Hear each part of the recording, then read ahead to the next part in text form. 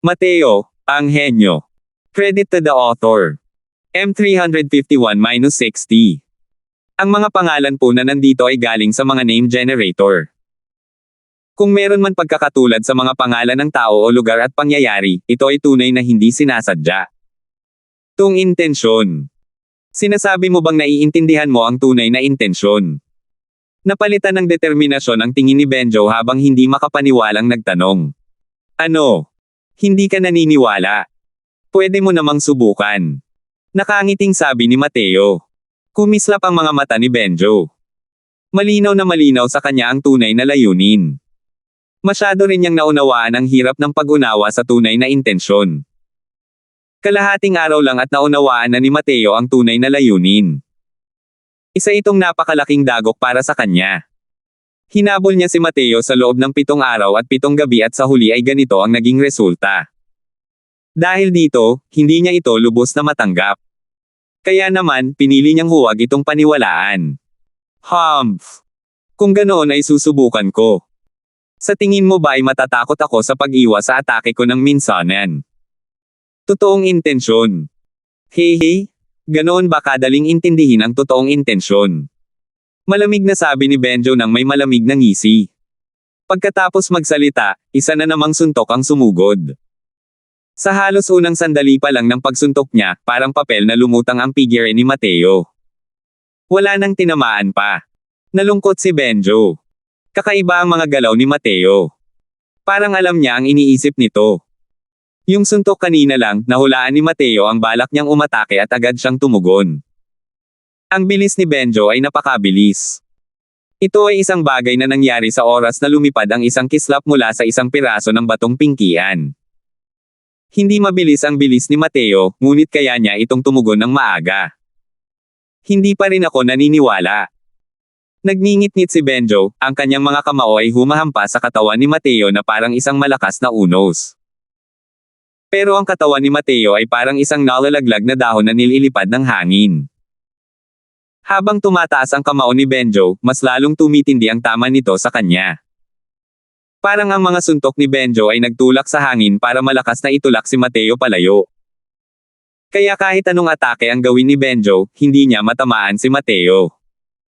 Sa isang kislap, mahigit 100 galaw ang lumipas. Pero hindi man lang nahawakan ni Benjo ang sulok ng manggas ni Mateo. Sa sandaling ito, bahagyang naramdaman ni Benjo na parang sumanib si Mateo sa nakapalibot na malalakas na hangin, at nilalabanan niya ang buong bagyo. Ang ganitong uri ng pakiramdam ay talagang katawa-tawa, ngunit napakatotoo rin ito. Sumuko ka. Hindi mo ako matatamaan.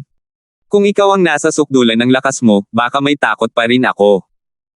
Pero sa agos na yan, hindi mo ako mahawakan kahit kailan. Mahinang sabi ni Mateo. Manahimik ka nga. Pumunta ka sa impyerno. Nabaliw na si Benjo at hindi na pinansin ang mga sinabi ni Mateo. O baka naman, ayaw niya talagang aminin ang katotohanan ito. HHHHH. Bamantong hininga si Mateo. Umugoy ang kanyang anyo, naglaho mula sa mga anino ng kamao ni Benjo. Nang lumitaw siyang muli, mahigit 100 talampakan na ang layo niya. Masyadong mahina ang mga atake mo kumpara sa mga wind blade na ito na sumasakop sa buong kalangitan. Kahit ang mga wind blade na ito ay hindi na ako kayang saktan. Paano mo ako masasaktan? Ang pangit ng ekspresyon ni Benjo ay sukdulan. Alam niyang dapat ay naiintindihan talaga ni Mateo ang tinatawag na wind flow through intent. Hindi lamang niya nabigong patayin si Mateo, kundi hinayaan din niya si Mateo na makakuha ng napakalaking ani. May isip na ngayon ang kalungkutan ni Benjo. Kahit gaano kabilis ang kamao mo, kailangan mo lang gumalaw, at ang hangin ay sasabay din dito. Dahil sa iyo, naunawaan ko ang batas ng daloy ng hangin sa rehiyong ito ng level 5 na may malakas na hangin at naunawaan ang tunay na intensyon ng daloy ng hangin. Sabi ni Mateo. Humph! Paano kung naunawaan mo na ang tunay na intensyon? Nagpadala na ang tribo ng pamilya Lavensko ng napakalaking puwersa para bantayan ang daanan ng kaharian. Sa tingin mo ba ay makakatakas ka pa rin ng ligtas pabalik sa walang hanggang mundo? Malamig na sanggal ni Benjo. Ngumiti si Mateo at sinabing, hindi mo kailangang mag-alala tungkol dyan. Pagkatapos kong iligtas ang mga kapwa ko apprentice, natural lang na may mga paraan ako para maibalik sila. Sa tingin ko, mas makabubuti kung sarili mo na lang ang alalahanin mo. Kahit wala akong magawa sa'yo, hindi mo naman iniisip na may magagawa ka sa akin, di ba? Huwag mong kalimutan, nasa first level crystal formation realm ka pa lang. Kahit wala pa sa tugatog ng kanyang kondisyon si Benjo ngayon, isa na naman siyang eksperto sa 5th level sea transformation realm. Mas malaki pa sa kabayo ang isang payat na kamelyo. Hindi siya makapaniwalang may magagawa si Mateo sa kanya. Sabi ni Mateo, noong naunawaan ko ang tunay na intensyon kanina, nagkataon lang na mayroon akong ilang mga ideya na maaari kong subukan sa iyo. Kung matatanggap mo ito, paano kung hayaan kitang umalis? Nang makita ang buong kumpiyansang anyo ni Mateo, nagulat si Benjo at agad na naramdaman na hindi maganda ang lahat. Kasalukuyan siyang nagdurusa sa matinding pagkawala ng asensya ng dugo at ang kanyang lakas ay lubos nang nabawasan. Bukod sa pananatili ng kalahating araw sa rehiyon ng level 5 na may gale, matagal na rin siyang parang palaso na nasa dulo ng paglipad nito. Sa kabilang banda, kahit na puno ng mga pinsala ang kanyang katawan, halos hindi gaanong nagamit ni Mateo ang enerhiya ng asensya sa kalahating araw na ito. Sa halip, nakabawi siya ng malaki. Sa pamamagitan ng paghina ng isa at paglakas ng isa pa, nabawasan na nito ng malaki ang distansya sa pagitan nilang dalawa. Bukod pa rito, nasaksihan ni Benjo ang 1,000 flowing petals ni Mateo. Napakalakas ng kapangyarihan ng pag-atake nito kaya kahit siya ay hindi nang ahas na maging pabaya. Hanggang dito na lang ang iniisip, paano nagawa ni Benjo na makipaglaban ng harapan kay Mateo. Mas mabuti nang mawala ng mukha kaysa mawala ng buhay. May iba pang naisip si Benjo, kaya tumalikod siya para tumakas.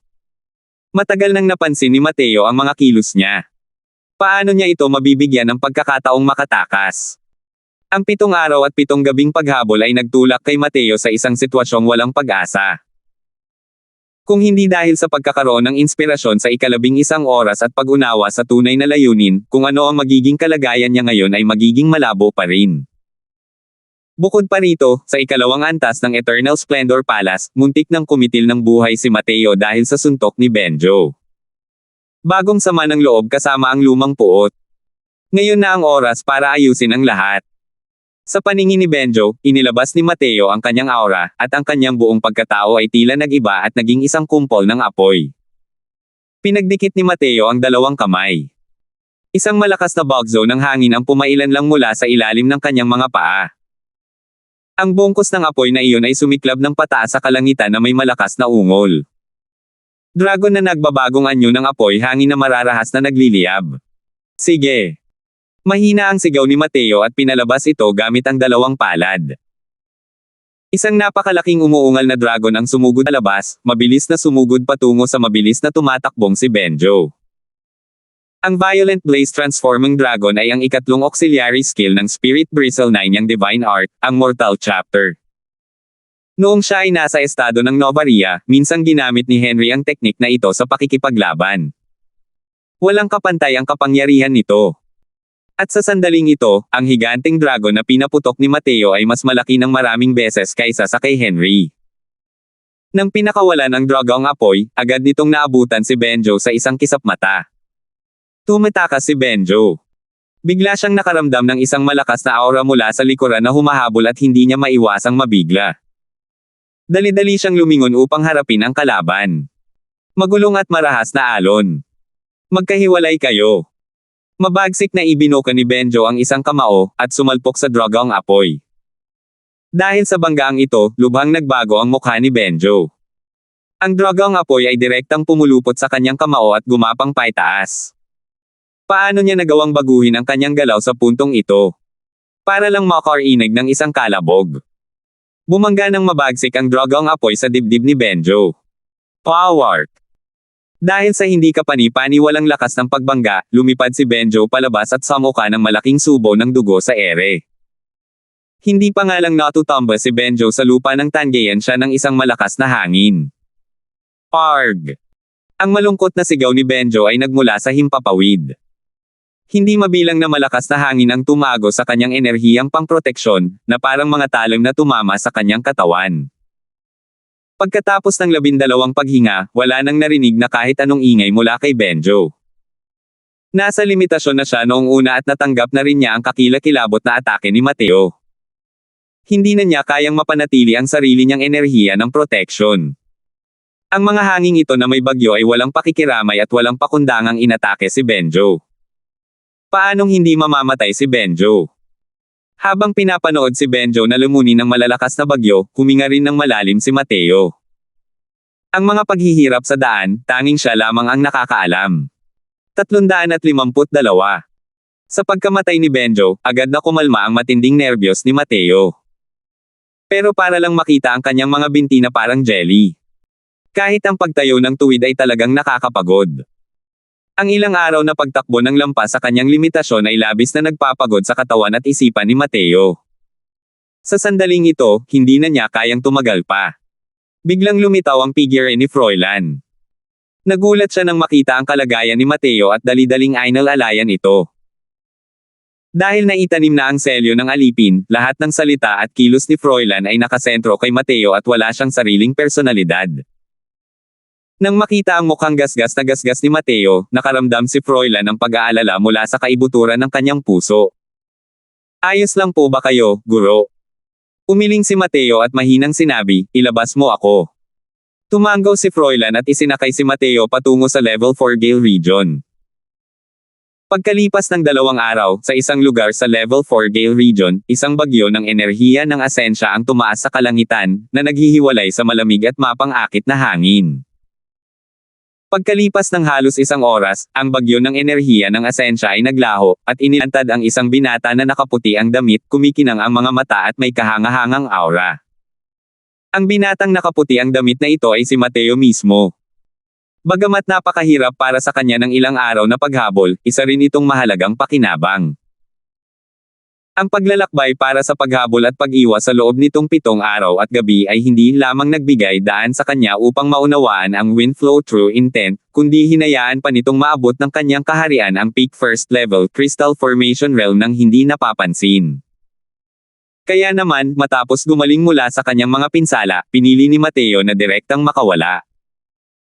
Ang Mateo nakakapasok lang sa second level crystal formation realm ay nasa tugatog na ang kanyang asensya, enerhiya, at espiritu, kaya naman naalis na niya ang dating kawalan ng sigla. Ang bangkay na unang tinamaan ng malakas na hangin ay ganap nang narecover. Tuluyan nang nawala ang mga peklat sa mukha niya, parang wala pa rin siyang pagbabago gaya ng dati. Pero dahil sa matinding pagkonsumo, halos naubos na lahat ang condensed fragrance pills at haste pills ni Mateo. Ang condensed fragrance pill ay isang tier 3 essence energy recovery medicinal pill. Ito ay hindi kapani-paniwalang kahanga-hanga, mas malakas kaysa sa ordinaryong tier 3 chi returning pill. Kung hindi siya uminom ng condensed fragrance pills kanina para mapunan ang essence energy, matagal na sana naabutan ni Benjo si Mateo. Dahil din sa pag-asa ni Mateo sa condensed fragrance pills at haste pills, ang dalawang uri ng tier 3 medicinal pills na sumusuway sa langit, nang ahas siyang makipaghabulan kay Benjo. Siya ang nanalo sa huli. Hindi ko akalain na ang konsepto ng hangin at konsepto ng apoy ay magkakaroon pala ng ganito kalakas na kapangyarihang pang-offense kapag pinagsama. Nakakalungkot lang na ang transmission through intent lang ang naintindihan ko para sa konsepto ng apoy. Kung naunawaan ko lang ang scorching true intent, dapat ay mas mataas pa ang antas ng kapangyarihang iyon. Tunay ngang mas malakas pa ang epekto ng pagsasama ng true intent. Bulalas ni Mateo sa sarili. Noong nakaharap niya si Benjo dati, swerte ang pumanig kay Mateo dahil nagkaroon siya ng inspirasyon at naisip niyang isama ang konsepto ng hangin sa Violent Blaze Transforming Dragon. Hindi niya inakalang magkakaroon ito ng hindi inaasahang epekto. Ang tinatawag na hiniram ng apoy ang kapangyarihan ng hangin, at tinulungan ng hangin ang lakas ng apoy, ang lohikang ito. Ang opensibong kapangyarihan ng Windfire Violent Blaze Transforming Dragon sa isang iglap ay mas malakas pa kaysa sa Thousand Flowing Petals. Pinagsama ng Thousand Flowing Petals ang opensa at depensa, na kabilang sa mga purong killing people na may blades type. Bukod pa rito, ang Thousand Flowing Petals ay maaaring umatake sa iba't ibang paraan at napakahirap pigilan. Kung ikukumpara, ang Windfire Violent Blaze Transforming Dragon ay isang purong offensive type martial technique. Hanggat natapos ni Mateo ang paggamit nito, ang agarang offense iba nito ay magiging napakalakas. Makikita ito mula sa panig ni Benjo. Mukhang marami pa rin kailangang gawin sa pag-unawa sa mga konsepto. Madamdaming buntong hininga ni Mateo. Sa kagustuhang maging pinakamataas na antas ng pag-iral ng isang divine realm, ang pag-unawa sa mga konsepto ay isang landas na kailangang tahakin. Alam na alam ni Mateo na ang 10 dakilang banal na hari ay pawang mga martial artist na nakakaintindi ng kahit 3 uri ng kataas-taasang tunay na layunin. At ngayon pa lamang niya naunawaan ang isang uri ng pangunahing anyo ng sukdulang tunay na layunin. Inaasahan na marami pang kailangang magawa. Kung hahayaan lang ni Mateo na marinig ng 10 dakilang banal na hari ang kanyang mga salita, malamang ay uubos sila agad ng dugo. Noong nasa edad pa sila ni Mateo, kalimutan na ang tungkol sa pinakamataas na tunay na layunin, maaaring hindi pa nila naaabot ang mga hangganan ng tunay na layunin. At naunawaan na ni Mateo ang 4 na uri ng tunay na layunin, at pinagsama ang 2 sa mga ito sa pangunahing anyo ng isang kataas-taasang tunay na layunin. Sa sobrang kahangahangang talento, kahit ang 10 dakilang banal na hari ay lubos na mahihiya. Bagamat may kaalaman si Mateo na higit pa sa antas na ito at gayon din sa mga karanasan ng alchemy emperor ng isang divine realm, hindi sapat ang mga ito para mabilis niyang maunawaan ang tunay na layunin. Lubos na umasa si Mateo sa kanyang pagsisikap at talento upang maunawaan ang 4 na uri ng tunay na layunin. Nang makitang natapos na si Mateo sa paglusot, si Froilan na laging nagpoprotekta sa tabi niya ay lumapit at sinabing, "Binabati kita Master sa tagumpay." Bahagyang tumango si Mateo at tinanong si Froilan, gaano kalayo ang lugar na ito mula sa Central Capital. Sabi ni Froilan, sumasagot na Master, ang lugar na ito ay level 4 Gale region pa rin. Kung walang mga flying spirit artifact, ang pagtakbo papunta sa Central Capital ay malamang na mangangailangan ng ilang taon. Bakit ang layo naman? Tumakbo kami Benjo ng 6 na araw at gabi at natapos naming takbo sa level 4 Gale region. Ang makarating sa Central Capital ay nangangailangan talaga ng ilang taon. Nagtatakang tanong ni Mateo. 6 na araw lang ang ginamit niya para tapusin ang pagtakbo sa level 4 Gale region. Kaya sa tingin niya ay hindi dapat maging malaki ang sakop ng Fierce Gale World. Kung titingnan mo ngayon, hindi ito ang talagang inaakala niya. Ang pinakamalawak na rehiyon ng Fierce Gale World ay ang level 1 at level 2 Gale regions, na sinusundan ng level 3 Gale region. Ang karamihan sa mga naninirahan sa Fierce Gale World ay nananatili rin sa mga rehiyong ito. Sa level 4 Gale region, halos walang senyales ng paninirahan ng tao. At ang level 4 hanggang level 9 Gale regions kung pagsasama-samahin ay halos kasing laki ng unang 3 Gale regions. Bukod dito, ang level 4 Gale region ay isa lamang transition zone. Hindi kalakihan ang lawak ng lupain. Kaya naman, 6 na araw lang ang ginugol ni Master para tapusin ang pagpapatakbo nito, paliwanag ni Froilan. Ngayon lang nakakita ng liwanag si Mateo. Ganito pala. Kung gayon, mayroon bang mga lugar na malapit na may mga transmission array na patungo sa Central Capital? Dahil masyadong matagal ang paglalakad, malinaw na mga transmission array lang ang kaya nilang daanan. Sabi ni Froilan, hindi pa nabubuo ang landas ng mga pormasayo ng Fierce Gale World. Ang mga tribo sa paligid na may mga transmission array na diretso sa Central Capital, sa pagkakaalam ko, ang Lavens family tribe lang ang naroon. Tumangaw si Mateo at hindi nagulat dito. Dahil ang Lavens family tribe ay iniwan dito ng dating Wind Emperor upang bantayan ang 6 Extreme Sales Grand Array, normal lang ang pagkakaroon ng transmission array patungo sa kabisera. Dahil hindi gagana ang direktang biyahe, maglayuver ka na lang. Hindi naman siguro wala namang mga midway transmission arrays, di ba? Syempre naman meron. Ang ilan sa mga mas malalaking tribo sa malapit ay may mga transmission array na patungo sa rehiyon ng level 1. Sige. Dalhin mo ako sa isang tribo na medyo madaling kausapin. Dapat ba akong magbalat kayo? Tanong ni Mateo. Ang kasuotan at kulay ng balat ni Mateo ay may malinaw na pagkakaiba kay Froilan. Isang tingin lang at masasabi nilang hindi siya taga Fierce Gale World. Natural lang na ganito ang tanong ni Mateo. Pero sabi ni Froilan, hindi na kailangan. Ang malalakas na hangin sa level 1 Gale region ay hindi magiging kasing lakas ng mga panlabas na hangganan. Mas maayos naman ang kalagayan ng pamumuhay ng lahat. Marami sa mga nakababatang miyembro ng maharlikang pamilya sa Central Capital ay kapareho ng kay Master. Lahat ay napakapino at hindi magiging masungit tulad natin. Kailangan lang magpalit ng kasuotan ni Master sa Fierce Gale World at hindi maghahinala ang ibang tao. Natauhan si Mateo at nagpalit ng damit sa loob ng storage ring ni Froilan. Nagbago ang pakiramdam ng buong pagkatao niya. Nabawasan ng kaunti ang eleganteng dating at lumakas ang dating. Inayos ng dalawang tao ang kanilang mga gamit at malapit nang magtungo sa level 3 region nang biglang may narinig silang sigaw ng digmaan. 353. Nagkukumpulan ng mga figure ng tao at nagpaulan ng mga ulap ng dilaw na buhangin. 5 martial artist ng Crystal Formation Realm ang kasalukuyang nasa gitna ng isang mabangis na labanan laban sa isang higanteng alakdan. Ang 5 martial artist ay pawang nasa huling yugto na ng Crystal Formation Realm. Mayroong 3 7th level Crystal Formation Realm, isang 8th level Crystal Formation Realm, at isang 9th level Crystal Formation Realm. Pero napakalinaw, ang lakas ng pinakamataas na tier 3 Giant Scorpion ay mas mataas kaysa sa 5 individual na ito. Naglaban habang tumatakbo ang 5 tao. Lahat ng kanilang mga katawan ay may mga sugat na tila kaawa-awa. Nakababatang Ate Yana, bilasan mo nang ibalik ang Violet Illusion Blood Ginseng sa tribo. Pipigilan namin ang molditang ito. Sabi ng isang 9th level Crystal Formation Realm nang may pinakamalakas na lakas habang itinutulak ang isang babae palabas ng larangan ng digmaan. Ang nagngangalang Sister Sandra ang tanging babae sa 5 taong ito. Malinaw na gustong protektahan siya ng 9th level Crystal Formation Realm na ito. Paano nangyari yan? Malapit nang mag-evolve ang Crimson-tailed Scorpion na ito para maging isang tier 4 na demonic beast. Hindi talaga kayo ang makakatapat niya.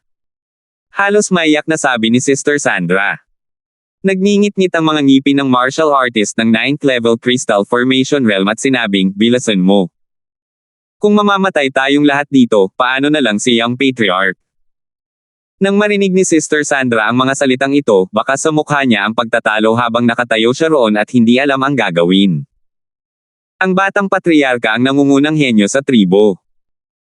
Kung mamamatay man siya dahil sa kanya, kahit 100 pagkamatay ay halos hindi siya mapapatawad sa kasalanan. Ngunit ang hayaan siyang iwan ang kanyang mga kasama at tumakas para sa kanyang buhay ng mag-isa, hindi ito magagawa ni Yana Lyson. Napakalakas ng lakas ng Crimson-tailed Scorpion na iyon. Ang 4 niyang kasama ay sumasayaw kasama si kamatayan. Kahit si Hogan Lyson na pinakamalakas ay hindi rin ito napigilan. Isang 7th level Crystal Formation Realm ang tinamaan sa dibdib ng higanteng sipit ng Crimson-tailed Scorpion na lumipad pa atras. Nang makita ni Yana Lyson ang eksenang ito, pinagdikit niya ang kanyang mga ngipin at sumugod pabalik. Nang makita ni Hogan Lyson si Yana na muling sumali sa larangan ng digmaan, hindi niya napigil ang magalit ng malakas, at umungol, Yana. Anong ginagawa mo? Alam mo ba na ang buhay at kamatayan ng batang patriarka ay nasa iyong mga kamay? Pinigilan ni Yana ang kanyang mga luha habang sinasabing may matigas na mukha, hindi ako aalis. Kuya Hogan, inaalagaan mo ako simula pagkabata at inaalagaan mo ako. Hindi ko magawa ang paghiling sa akin na iwan kayo at takasan ang buhay ko. Ikaw. Galit na galit talaga ako sayo. Mag-ingat ka. Iwi na siwas ni Hogan ang kanyang mahabang espada, iniiwas ang higanteng sipit ng Crimson-tailed Scorpion, na nagligtas sa buhay ni Yana. Bumantong hininga si Hogan at sinabing, kalimutan mo na yan. Bumalik ka na. Ingatan ang mga atake. Pigilan ninyo itong 3. Liliko ako sa tagiliran nito at aatakihin ito. Sisikapin kong bigyan ito ng nakamamatay na suntok. Ang buong atensyon ng 5 tao ay nasa pakikipaglaban sa Crimson-tailed Scorpion at hindi nila namalayan na sa di kalayuan, may 2 taong kasalukuyang nagmamasid sa kanila. Froilan, dal-iyan mo at patayin ang Crimson-tailed Scorpion na yan, utos ni Mateo kay Froilan. Opo, Guru. Pagsangayon ni Froilan sabay yumuko at naglaho na parang isang bagzo ng hangin. At sa sandaling ito, sa wakas ay inabot ni Hogan ang tabi ng Crimson-tailed Scorpion, naghahanap ng puwang para atakihin ang malalambot na bahagi nito. Ngunit nang matapos na si Hogan sa pag-atake, ang buntot ng Crimson-tailed Scorpion ay lumitaw sa harap ni Hogan na parang mga multo at duwende. Malaki ang ipinagbago ng ekspresyon ni Hogan ngunit huli na ang lahat para baguhin ang kanyang galaw sa oras na ito. Nakita rin ni Yana at ng iba pa ang eksenang ito at hindi napigil ang sumigaw sa kawalan ng pag-asa, Kuya. Eksenang ito at hindi napigil ang sumigaw sa kawalan ng pag-asa, Kuya Hogan. Ang buntot ng Crimson-tailed Scorpion ang pinakamalakas nitong sandata. Ngunit hanggang ngayon, ito ang unang pagkakataon na ginamit nito ang nakamamatay na sandatang ito. Nahulaan na ang resulta. Alam ni Hogan na hindi niya matatakasan ang sakuna na ito kaya't pumikit siya ng masakit. Kasabay nito, naramdaman ni Hogan ang isang napakalakas na puwersa na dumampi sa kanyang tainga. Napadilat siya, at saka nakita ang Crimson-tailed Scorpion na dinudurog at lumilipad sa ere. Swoosh! Isang malakas na hangin ang dumaan. Isang malabong anino ang dumaan sa kanyang katawan, na nagbigay ng isa pang suntok sa Crimson-tailed Scorpion sa ere. Putok! Muling pinalipad ang Crimson-tailed Scorpion. Sumunod ulit si Froilan at sumuntok ulit. Sa pagkakataong ito, sa wakas ay tumigil na sa paggalaw ang Crimson-tailed Scorpion. Hindi man lang ito nagpakawala ng kahit isang ungol bago ito pinatay ni Froilan. Nang makita ni Hogan ang eksenang ito, una siyang nagulat, at kasunod noon ay ang matinding tuwa. Sa sandaling nasa bingit ng buhay at kamatayan, siya ay talagang naligtas. Maraming salamat po sa libingan ng senior na nagligtas buhay. Ang junior na ito ay si Hogan. Sila ang aking angkan. Kaming lima ay mula sa Cloud Prancing Tribe.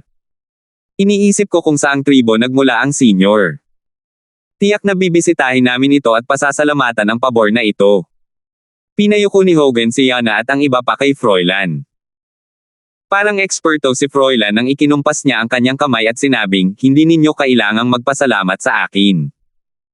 Hindi ako ang nagligtas sa inyo. Ang aking Panginoon ang nagligtas sa inyo.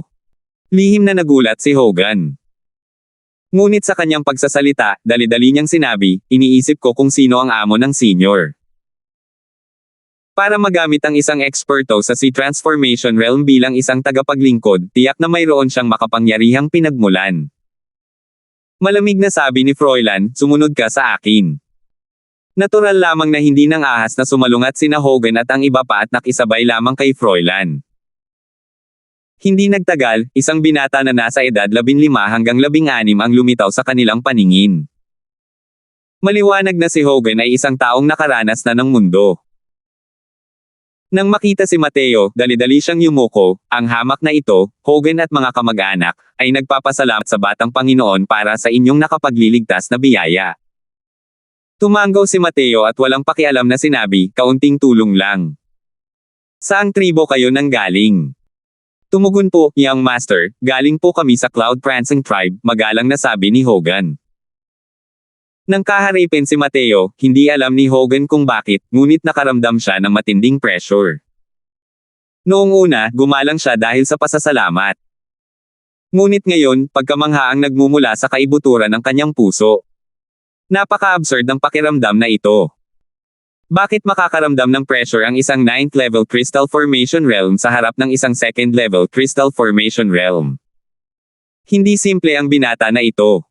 May transmission array ba ang tribo ninyo? Direktang tanong ni Mateo. Natigilan si Hogan. Malinaw na hindi niya inakala na magtatanong si Mateo ng ganito. Ngunit si Mateo ang kanilang tagapagligtas. Natural lamang na hindi niya itatago ang katotohanan. Saan gustong pumunta ng tagapagligtas? Ang ating Cloud Prancing Tribe ang pinakamalaking tribo sa sukat na 10,000 milya. Natural lang na mayroon tayong transmission array, sabi ni Hogan. Galing ako sa Central Capital para magpakalma. Ngayong tapos na ang panahon ng pagsubok, gusto kong bumalik malapit sa Central Capital. Iniisip ko kung papayagan ba ng tribo ninyo ang ganitong kaginhawahan. Casual na nag-isip ng dahilan si Mateo. Bahagyang nagatubili si Hogan bago sinabing, hindi nagtatago kay Benefactor, tanging ang patriarka lamang ang maaaring magdesisyon na payagan ang mga tagalabas na gamitin ang transmission array. Iilan sa amin ang hindi nangangahas magsalita ng padalos-dalos. Ngunit iniligtas kami ng benefactor, na katulad ng pagliligtas sa batang patriarka. Naniniwala ako na tiyak na papayag ang patriarka. Iniisip ko kung makakabalik si benefactor sa Cloud Prancing Tribe kasama namin. Oh, bakit mo nasabi yan? Tanong ni Mateo dahil sa kuryosidad. Ang batang patriarka ang pinakamalakas na tao sa nakababatang henerasyon ng ating Cloud Prancing Tribe. Noong una, ang kanyang lakas ay higit na nakahihigit sa lahat, na may itsura ng isang dakilang heneral at siyang idolo at layunin ng ating nakababatang henerasyon. Ngunit isang buwan na ang nakalipas, biglang nagbago ng husto ang kanyang ugali. Nawalan siya ng gana sa pagkain at nagkulong sa kanyang kwarto buong araw. Pagkalipas ng kalahating buwan, nagkasakit siya at nakahiga sa kanyang kama. Ngayon, nasa bingit na siya ng kamatayan. Sinimulan namin ang paglalakbay na ito upang hanapin ang Purple Illusion Blood Ginseng upang mapino para sa kanya ang blood cleansing pill. Kaya kami nasangkot sa pangangaso na ito at muntik nang mawala ng buhay. Iniligtas ng benefactor ang 5 sa aming buhay na natural na katumbas ng pagliligtas sa buhay ng batang patriarka. Paglilinaw ni Hogan. Biglang pagbabago ng ugali. Nawalan ng gana. Napaisip si Mateo sa mga sintomas na sinabi ni Hogan. Napakalinaw na muling lumitaw ang dati niyang kahinaan. Oo. Posible kayang alam ng tagapagligtas ang sakit na ito. Tanong ni Hogan. Inilihis ni Mateo ang usapan sa pamamagitan ng pagtawa at pagsasabing, dahil nandito kayo para iligtas ang batang patriarka ng inyong pamilya, ano pa ang hinihintay ninyo? Bilasan ninyo at umalis na kayo. 354. Pagdating sa rehiyon ng level 3, kapansin-pansing mas mahina ang malalakas na hangin. Ang mga martial artist na naninirahan sa rehiyong ito ay kadalasang namumuhay sa paraang pantribo. Sumakay si Mateo sa isang maliit na bangkang pang-spirit.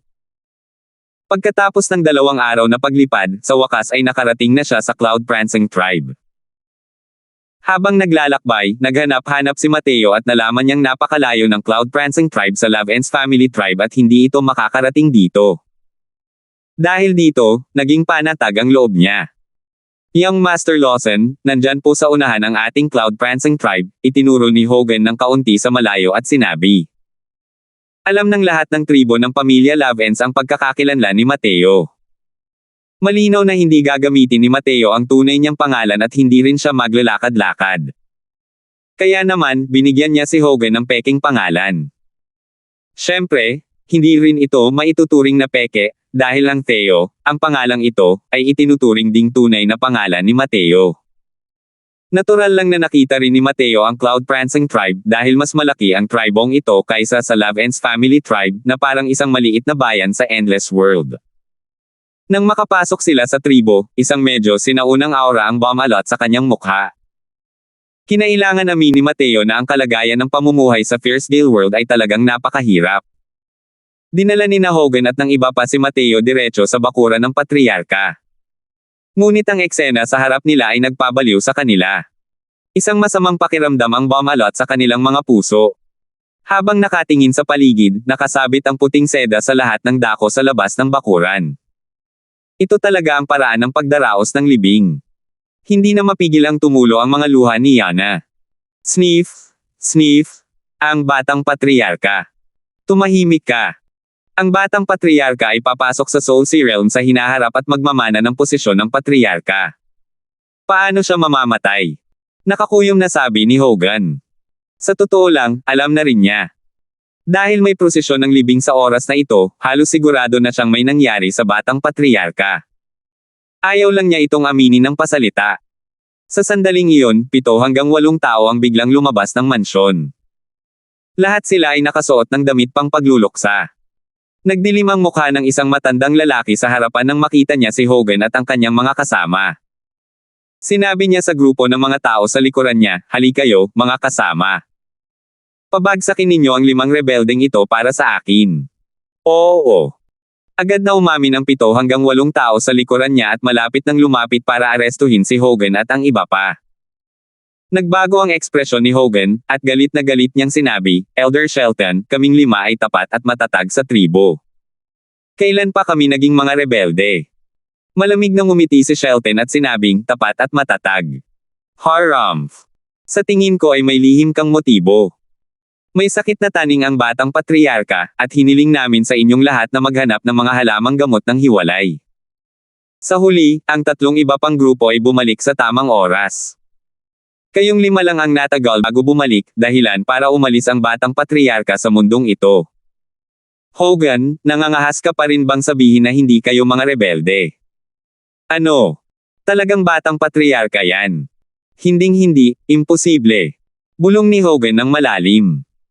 Nang makumpirma ni Shelton ang balita ng pagkamatay ng batang patriarka, labis na nabigla si Hogan. Humph! Anong imposible? Bago kayo umalis na 5, paulit-ulit na hinimok kayo ni Master Joseph daw na ibalik ng buo ang Purple Illusion Blood Ginseng sa loob ng 2 araw. Pero naantala talaga kayo ng 2 araw. Ang Purple Illusion Blood Ginseng ay isa sa pinakamahalagang gamot na pang-espiritu. Kung wala ito, hindi rin makakagawa si Master Joseph ng kahit ano mula sa wala. Sa huli, kagabi, Young Patriarch, siya. Habang nagsasalita hanggang dito, tumulo rin ang mga luha sa matandang mukha ni Shelton. Malinaw na nakaramdam siya ng matinding sakit sa pagpanaw ng batang patriarka. Isang matandang lalaki ang puno na ng matinding kalungkutan, lalo na ang iba. Matagal nang may luhang umaagos sa mga mukha ni Hogan at ng iba pa. Walang kapintasan ang dahilan ni Shelton sa simula pa lang. Kahit si Mateo ay naloko rin. Hindi dumating ang nakapagliligtas buhay na gamot na espiritu. Dinakip ni Shelton si Hogan at 4 dahil sa kanyang galit. Likas din ito sa tao. Tutal, para sa Cloud Prancing Tribe, ang batang patriarch ang kanilang kinabukasan, ang kanilang pag-asa. Ngunit nang tumutulo na ang mga luha sa matandang mukha ni Shelton, isang binata sa likuran niya ang nagkumbinsi sa kanya. Ayos pa rin ang iba, ngunit ang pananibik at tuwa sa mukha ng binata ay hindi maitago kahit anong mangyari. Dahil dito, yumuko pa siya, natatakot na baka matuklasan ito ng iba. Nakunan lang ni Mateo ang eksenang ito. Pero hindi masyadong nagsalita si Mateo daw. Pamilya naman ito ng ibang tao kung tutuusin. Siya, bilang isang tagalabas, ay natural na hindi kayang makialam. Pero nag-iwan ito ng marka sa puso ni Mateo. Tutal, ang layunin niya pa rin ay hiramin ang paggamit ng transmission array. Sina Hogan, Yana, at ang iba pa ay labis na nabigla sa balitang ito. Matagal nang nasa tila pagkalito ang kanilang mga isipan.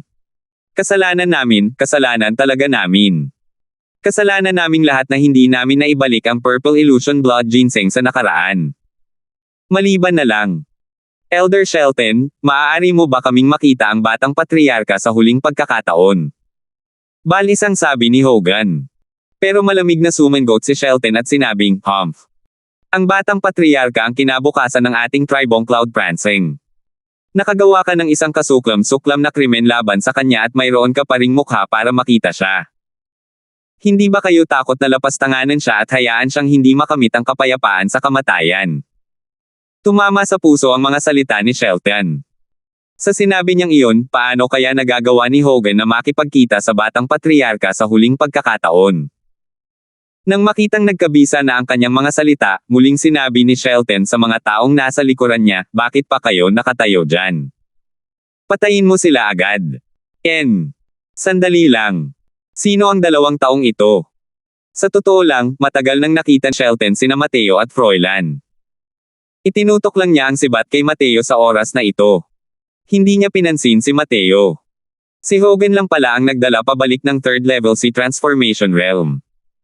Dahil dito, medyo natakot si Shelton. Natakot si Hogan sa mga sinabi ni Shelton. Naalala niya lang na nasa tabi pa rin niya si Mateo ng mga oras na iyon. Ang pagkamatay ng batang patriarka ay nagbigay na sa kanya ng matinding pagkakasala. Kung aiduwit pa niya ang kanyang tagapagligtas, mahihirapan talaga siyang patawarin ang kanyang mga kasalanan kahit na 100 beses na siyang mamatay. Elder Shelton, nakasalubong naming 5 ang isang crimson-tailed scorpion na malapit nang sumulong sa level 4 na rehiyon ng hangin. Mabuti na lang at nailigtas kami niyang Master Lawson. Hinihiling ko kay Elder Shelton na huwag siyang pahirapan, mabilis na paliwanag ni Hogan. Sino ang mag-aakala na nagbago ang mukha ni Shelton at masungit na sinabi niya, alam ninyong lahat na ang tribo ay nahaharap sa magulong panahon ngayon. Nangangahas pa rin ba kayong magdala ng mga tagalabas? Sa aking palagay, sila ay lubhang kainahinala. Sinadya ba ninyong lahat na makipagsabuatan sa mga tagalabas para saktan ang batang patriarka? Paano nasabi ni Elder Shelton ang mga ganoong bagay? Tayong lima ay matatag at matatag sa batang patriarka. Sa puntong ito, ang patriarka ang makakapagpatunay. Nagkataon lang na nagkita kami niyang Master Lawson. Sana ay payagan na sila ni Elder Shelton na umalis. Nagulat si Hogan sa sinabi niya. Humph! Kakaiba talaga ang sakit ng batang patriarka sa simula. Hindi pa rin natutuklasan ang sanhi hanggang ngayon.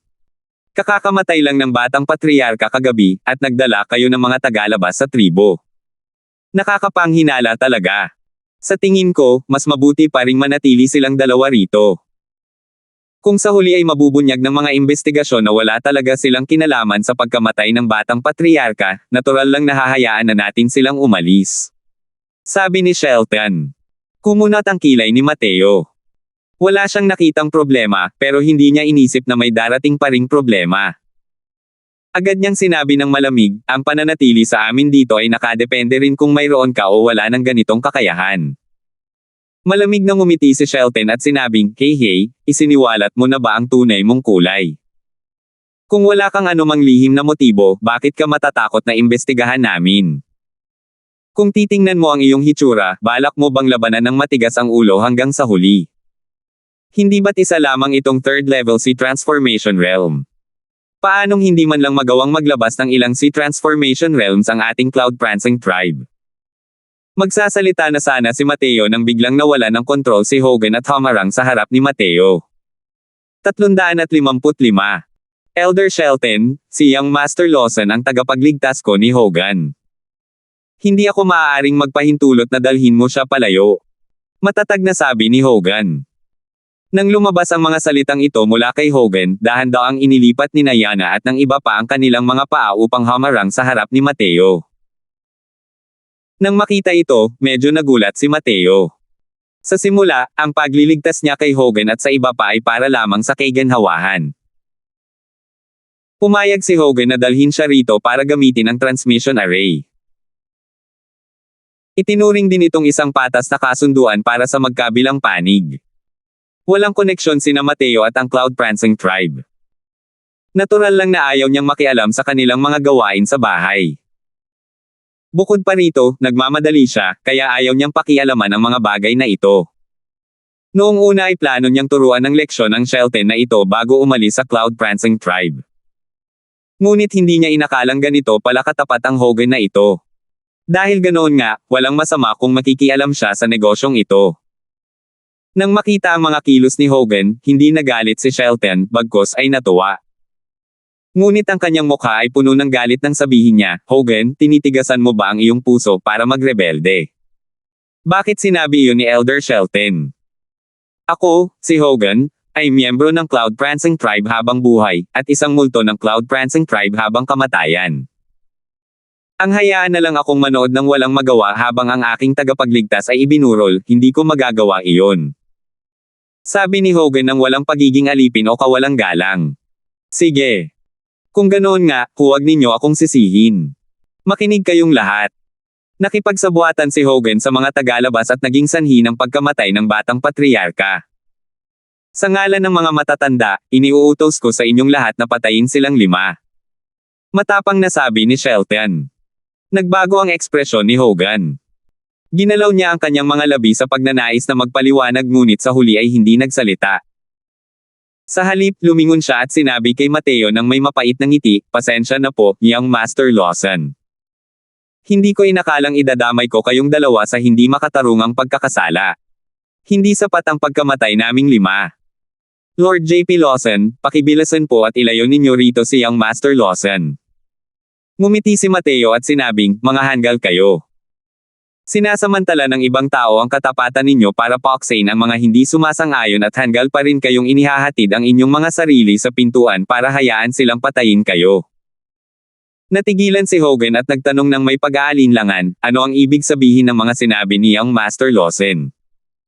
Ikinumpas ni Mateo ang kanyang mga kamay ngunit hindi niya nilinaw ang kanyang mga sinabi. Sa halip, sinabi niya, huwag mo munang alalahanin kung ano ang ibig sabihin ng mga sinabi ko. Isama mo kami sa pagbisita sa batang patriarkang iyon. Hindi naman sa ayaw magsalita ni Mateo, pero hindi niya maginhawang sabihin ang ilang bagay ngayon. Ang usapin sa loob ng isang tribo, kung siya, isang tagalabas, ay masyadong madaldal, tiyak na mapaghihinalaan siyang naghahasik ng alitan, at mahirap iwasan ang pagdududa. Bukod pa rito, mariing sinabi ni Shelton na siya at si Hogan ay nagbuatan upang maging sanhi ng pagkamatay ng batang patriarka. Ang mga salitang ito ay lalong naging mahirap sabihin. Pero ang batang patriarka ay lumamlam ang mukha ni Hogan. Tinapik ni Mateo ang balikat ni Hogan at nakangiting sinabi, tingnan mo muna, saka ka mag-usap. Kayo ng young patriarch ay kasing lapit ng magkapatid. Hindi naman sigurong hindi nyo na siya makikita kahit sa huling pagkakataon, di ba? Matapos tapikin ni Mateo, sa wakas ay nakapag-ipon ng lakas ng loob si Hogan at mariing tumango. Kahit nasampilan ako hanggang mamatay ni Patriarch sa isang sampal lang, kailangan ko pa rin yumuko sa batang Patriarch. Sabi ni Hogan. Pagkatapos magsalita, humarap siyang muli kay Shelton at sinabing, Elder Shelton, pakiusap, hayaan mo akong yumuko at aminin ang aking kasalanan sa batang patriarka. Magpapakamatay ako sa harap niya para humingi ng tawad sa aking pagkakasala. Natigilan si Mateo ngunit hindi nagsalita. Dahil sa ginawa niyang hakbang, maaaring hindi na magkaroon ng pagkakataon si Hogan na magpakamatay. Kikitilin mo ang sarili mong buhay para humingi ng tawad sa krimen mo. Isasama mo ba ang dalawang tagalabas na ito? Hindi mo naman sinasadyang manggulo sa bulwagan ng pagluluksa, di ba? Ano pang hinihintay ninyo? Magtrabaho na kayo. Sabi ni Shelton. Tumigil kayo. Nang akmang aalis na ang lahat, isang boses ang umalangaw-ngaw. Nang makita ni Hogan ang pagdating, hindi sinasadyang nagpakita ng labis na kaligayahan ang kanyang mukha. Elder Mason. Bahagyang tumango si Mason at sinabi kay Shelton, pinapasok sila ng Patriarch sa loob at ipinaliwanag ang dahilan. Kung talagang may sinasadyang pagkaantala, hindi pa huli ang lahat para parusahan sila. Pagkatapos magsalita, tumalikod agad si Mason at pumasok. Labis ang tuwa ni Hogan nang marinig niya ito. Sa utos ng patriarka, naniwala siyang hindi na maglalakas loob si Shelton na magsalita pa. Berde ang mukha ni Shelton habang nakatingin kay Mason. Malinaw na hindi niya inakala na alam na ng patriarch ang nangyari sa labas ng pinto. Pumasok ang grupo sa panloob na bulwagan. Isang kabaong ang inilagay sa gitna ng panloob na bulwagan. Dapat ay naroon ang batang patriarka. Nang makita ni Hogan at ng iba pa ang kabaong ng batang patriarka, agad silang nawala ng kontrol at humagulgol, lumuhod sa harap ng kabaong. Batang patriarka, lahat ng ito ay kawalang kakayahan ni Hogan. Pinatay kita. Si Hogan, isang lalaking nasa hustong gulang, ay umiiyak na parang sanggol. Nang makita ni Mateo ang eksenang ito, alam din niya na si Hogan at ang batang patriarkang ito ay kasing lapit na parang magkapatid. Sumunod din si Shelton sa oras na ito. Ngunit ngumiti siya ng malamig nang makita ang eksenang ito at sinabing, Hogan. Tumigil ka na sa pag-arte. Natatakot ako na ang sakit ng batang patriarka ay sanhi mo mula pa sa simula, hindi ba? Shelton, huwag kang padalos-dalos sa conclusion. Natural lang na magdesisyon si Lord Patriarch. Kumunat ang noo ni Mason at sinabi. Bago muling nagsalita si Shelton, isang matandang lalaki sa Taiman ang bumukas ng kanyang bibig at walang ekspresyong sinabi, Little Hogan. Lumapit ka. Nakakagulat na ang matandang lalaking ito ay isang powerhouse ng 9th level si Transformation Realm. Mapatla lang talaga ang kutis niya at mukhang malungkot. Hindi malakas ang boses, ngunit biglang nanginig ang katawan ni Hogan at tumigil din siya sa pag-iyak. Panginoong Patriarka, si Little Hogan. Ang may kasalanan. Nahuli si Little Hogan. Sabi ni Hogan habang nakaluhod sa lupa, hinahabol ang kanyang hininga habang inilalabas ang Purple Illusion Blood Ginseng. Bamantong hininga ng marahan ang patriarka ngunit hindi niya ininom ang Purple Illusion Blood Ginseng. Sa halip, sinabi niya, Little Hogan, ako ang nakasaksi sa inyong paglaki ni Little Yang. Alam ko ang nararamdaman ninyo. Ngayon lang. Buntong hininga. Sabihin ninyo sa akin ang proseso kung paano ninyo nakuha ang Purple Illusion Blood Ginseng na ito. Tumango si Hogan at ikinwento ang mga pangyayari kung paano nila nakuha ang Purple Illusion Blood Ginseng na ito, kasama na ang pagliligtas sa kanila ni Mateo. Habang nagsasalita si Hogan, bahagyang itinaas ng matandang patriarka ang kanyang ulo upang tingnan si Mateo ngunit hindi nagsalita. Ibig sabihin nito ay hindi kayo nagantala kahit isang sandali. Patriarch, itinuturing namin ni Yana ang isa't isa na parang magkapatid. Malubha ang kanyang sakit at malapit ng mamatay. Paano ako mangangahas na magpaliban? Hindi ko lang inakalang. Isang hakbang pa rin pala ako nahuli sa huli. Sabi ni Hogan na puno ng pagkondena sa sarili. Sa pagkakataong ito, malamig na sumangot ang isa pang elder na nakaupo sa may yulunan at sinabing, Hogan, ang huli mong paghakbang ay nagkataon lang. Kakakamatay lang ni Little yang kagabi, at nagdala ka ng mga tagalabas sa tribo ngayon.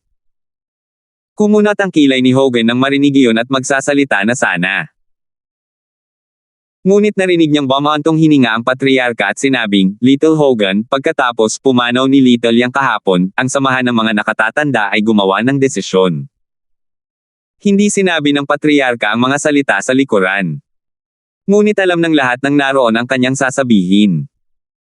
Maliwanag, itinakda na ng samahan ng mga nakatatanda ang kanyang krimen, ipiniit ang pagkamatay ni Yana sa ulo ni Hogan.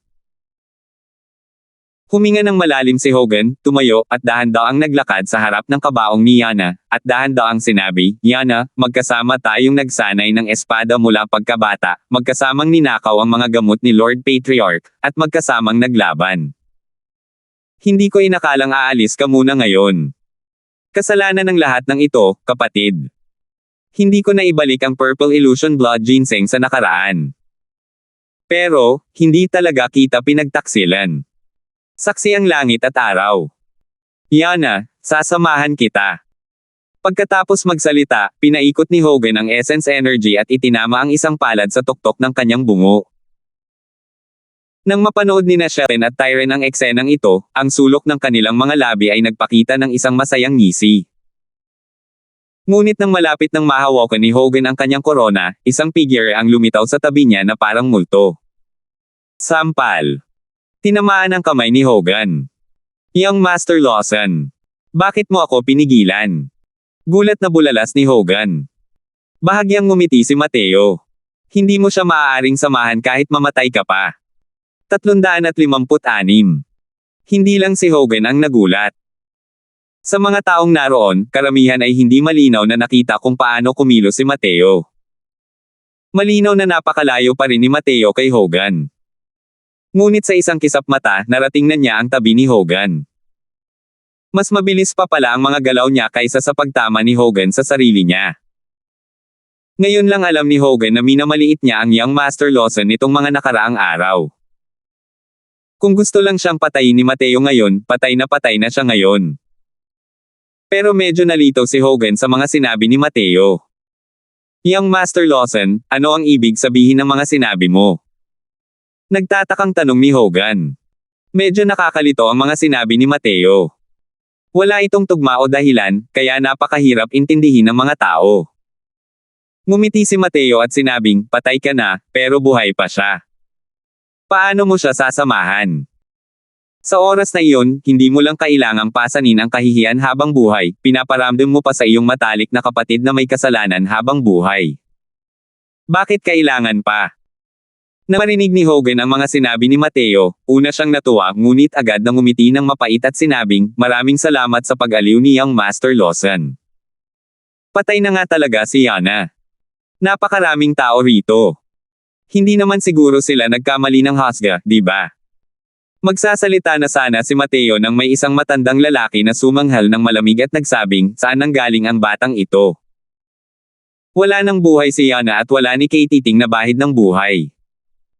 Ang lakas ng loob mo talagang barilin ang bibig mo. Hindi kaya't bulag ang mga mata naming mga eksperto sa Sea Transformation Realm. Sumulyap si Mateo sa kanya at walang pakialam na sinabi, tama iyan. Bulag talaga ang mga mata mo. Nagdulot ng ingay ang mga sinabi ni Mateo. Mayroong 7 hanggang 8 eksperto sa Sea Transformation Realm sa loob ng panloob na bulwagan na ito. Lalo na ang patriarka at ang isa pang matandang lalaki. Pareho silang mga nilalang na nasa 9th level Sea Transformation Realm. Isa lamang si Mateo sa mga batang nasa 2nd level Crystal Formation Realm. Hindi ba't medyo mataba ang abdo niya para tawaging bulag ang isang grupo ng mga nasa Sea Transformation Realm? Labis na natakot si Hogan nang marinig ito at dali-daling pinigilan si Mateo, at sinabing, "Young Master Lawson, maraming salamat sa iyong mabuting hangarin." Pinahahalagahan ito ni Hogan. Hindi kayang suklian ni Hogan ang iyong malaking kabaitan sa buhay na ito. Mababayaran ko na lamang ito sa aking susunod na buhay. Ngunit Young Master Lawson, mag-ingat ka na huwag masaktan ang Patriarch at ang iba't ibang matatanda dahil kay Hogan. Kung hindi mamamatay ng mapayapa si Hogan. Nakakatuwa naman itong si Hogan hanggang sa maging cute. Pero isa talaga siyang matapat na tao. Ang ganitong klaseng bagay tulad ng pagkamatay para maipakita ang kamalayan ay kailangang gawin ng may kabuluhan. Nakakatawa talaga. Kung sinasabi mong hindi papatay si Yana, bakit hindi mo subukang tawagan siya para sagutin? Sabi ng matandang lalaki kanina, habang sinisisi si Mateo. Tinaas ni Mateo ang kanyang kilay at nakangiting sinabi, "Paano kung pasagutin ko siya?" Ngumisi ang matandang lalaki at sinabing, "Kung papasagutin mo siya, yuyuko ako sa iyo ngayon din para humingi ng tawad." Kung gayon, mabuti. Humanda ka ng yumuko at humingi ng tawad, malamig na sabi ni Mateo. Teka lang. Paano kung tumawag ka at hindi siya sumasagot? Pamimilit ng matanda. Gusto mong makipaglaro ng malaki, di ba? Sige. Makikipaglaro ako sayo. Paano kung tumawag ako at hindi siya sumagot, magpapakamatay kami ni Hogan para humingi ng tawad. Pero kung pasagutin ko siya, sisirain mo ang buong cultivation mo. Manggahas ka ba o hindi? Nasa isang napakabentang posisyon ka na, tugon ni Mateo at sinabing. Nagbago ang mukha ng matanda. Ang nakakapanlumo sa sarili na cultivation ay hindi dapat biro. Bukod pa rito, kung titingnan ang buong kumpiyansang anyo ng batang ito, tila mayroon talaga siyang ilang kakayahan. Sa pagkakataong ito, matandang lalaki na nakaupo sa taiman ang tumayo upang tumulig sa kalokohan. Ang namatay ang pinakamahalaga. Ano ang motibo mo, bata, para magsalita ng ganyang kalokohan dito? Halika, mga kasama, ibaba ninyo siya. Malaki ang ipinagbago ng ekspresyon ni Hogan nang makita ang sitwasyon at dali-daling sinabi, "Pangalawang patriarch yun, ginagawa niyang Master Lawson ang lahat para kay Hogan." Kaya nga siya nagmadali. Nakikiusap ako kay pangalawang patriarch yun na huwag siyang magdamdam. Malamig na sumangot ang vice-patriarkong siyon at sinabing, "Isa kang traidor, ang lakas pa ng loob mong magsalita. Tere na mga kasama, patayin ninyo sila." Mahinahon na tumingin si Mateo at hindi ito pinansin. Malamig lang niyang sinabi, "Panginoong Patriarka, may ayaw po bang mabuhay muli ang inyong minamahal na anak?" Ang mga mata ni Patriarch na dating walang buhay ay biglang nagising nang marinig ang mga salitang ito. Dali-dali siyang nagsalita, "Tigilan ninyo ako." Biglang tumayo ang Patriarch at lumapit kay Mateo, nagtanong ng may mapang-ipang aura, "Hindi pa ba talaga patay si Little Yang?" Nang makita ni Froilan ang sitwasyon, gusto niyang hamarang agad sa harap ni Mateo ngunit pinigilan siya nito. Hindi patay, hindi man lang naapektuhan si Mateo at walang pakialam na sinabi. Sige. Subukan mo. Pero kung matuklasan kung ginagamit mo si Little Yang para sa isang biro, alam mo na ang kahihinatnan. Nang marating ng patriarka ang huling bahagi ng kanyang pangungusap, nag-alab ang kanyang intensyong pumatay. Sa gitna ng pagtataka ng lahat, tinapik ni Mateo ang balikat ng patriarka at casual na sinabi, "Relax lang. Hindi ko sisirain ang sarili kong karatula. Parang biro lang yan sa anak ng patriarka," walang nang ahas tumawa. Pakiramdam ng lahat ay nabaliw si Mateo. Sa pagpukaw nito sa patriarka, talagang nagrereklamo ba siya na nabuhay siya ng napakatagal? Malinaw na patay na si Yana. Paano siya muling mabubuhay? Hindi kaya't napakaraming matatanda ang hindi man lang makapagsabi ng buhay at kamatayan ng isang tao. Lalo na si Hogan, nang makitang tinatapik ni Mateo ang balikat ng patriarka, halos lumabas sa lalamunan niya ang puso niya. Ito ang kanilang Lord Patriarch. Isang tugatog ng 9th level si Transformation Realm Existence. Kapag pinalo niya ang isang palad, matutumba si Mateo na parang giniling na pasta. Matagal nang nakita ni Hogan ang katawan ni Yana. Wala itong anumang mahalagang enerhiya. Paano siya makakabawi? Desperadong hinailan niya ang manggas ni Mateo. Pero hindi siya pinansin ni Mateo. Natural lang na hindi marinig ng mga taong ito na ginagarantiyahan ni Mateo ang reputasyon niya bilang Alchemy Emperor. Wala nang mas maaasahan pa kaysa sa ganoong garantiya. Sa paningin ng lahat, dahan-daang lumapit si Mateo sa tabi ng kabaong. Si Yana ay nakahiga sa loob na may mapayapang hitsura na parang natutulog. Mula sa kanyang aura, mararamdaman ng isa na isa siyang eksperto sa half-step si Transformation Realm bago siya namatay. Ang edad ni Yana ay dapat na halos kasing edad ni Julian. Ngunit kalahating talampakan na lang ang layo niya sa si Transformation Realm. Tunay ngang isang bihirang makitang henyo. Hindi rin nakakapagtaka na si Hogan ay ganoon kadeboto sa kanya. Huminga ng malalim si Mateo at ipinikit ang kanyang mga mata. Kung titingnan ng tiwala ng binata na ito, hindi na talaga makakabangon ang batang patriarka mula sa mga patay, di ba? Anong kalokohan ang pinagsasabi mo? Tumigil na ang paghinga ng batang patriarka. Wala na siyang anumang mahalagang enerhiya. Paano siya makakabangon mula sa mga patay? Pero ano? Malinaw na nagbubuga ng alikabok ang baliw na ito.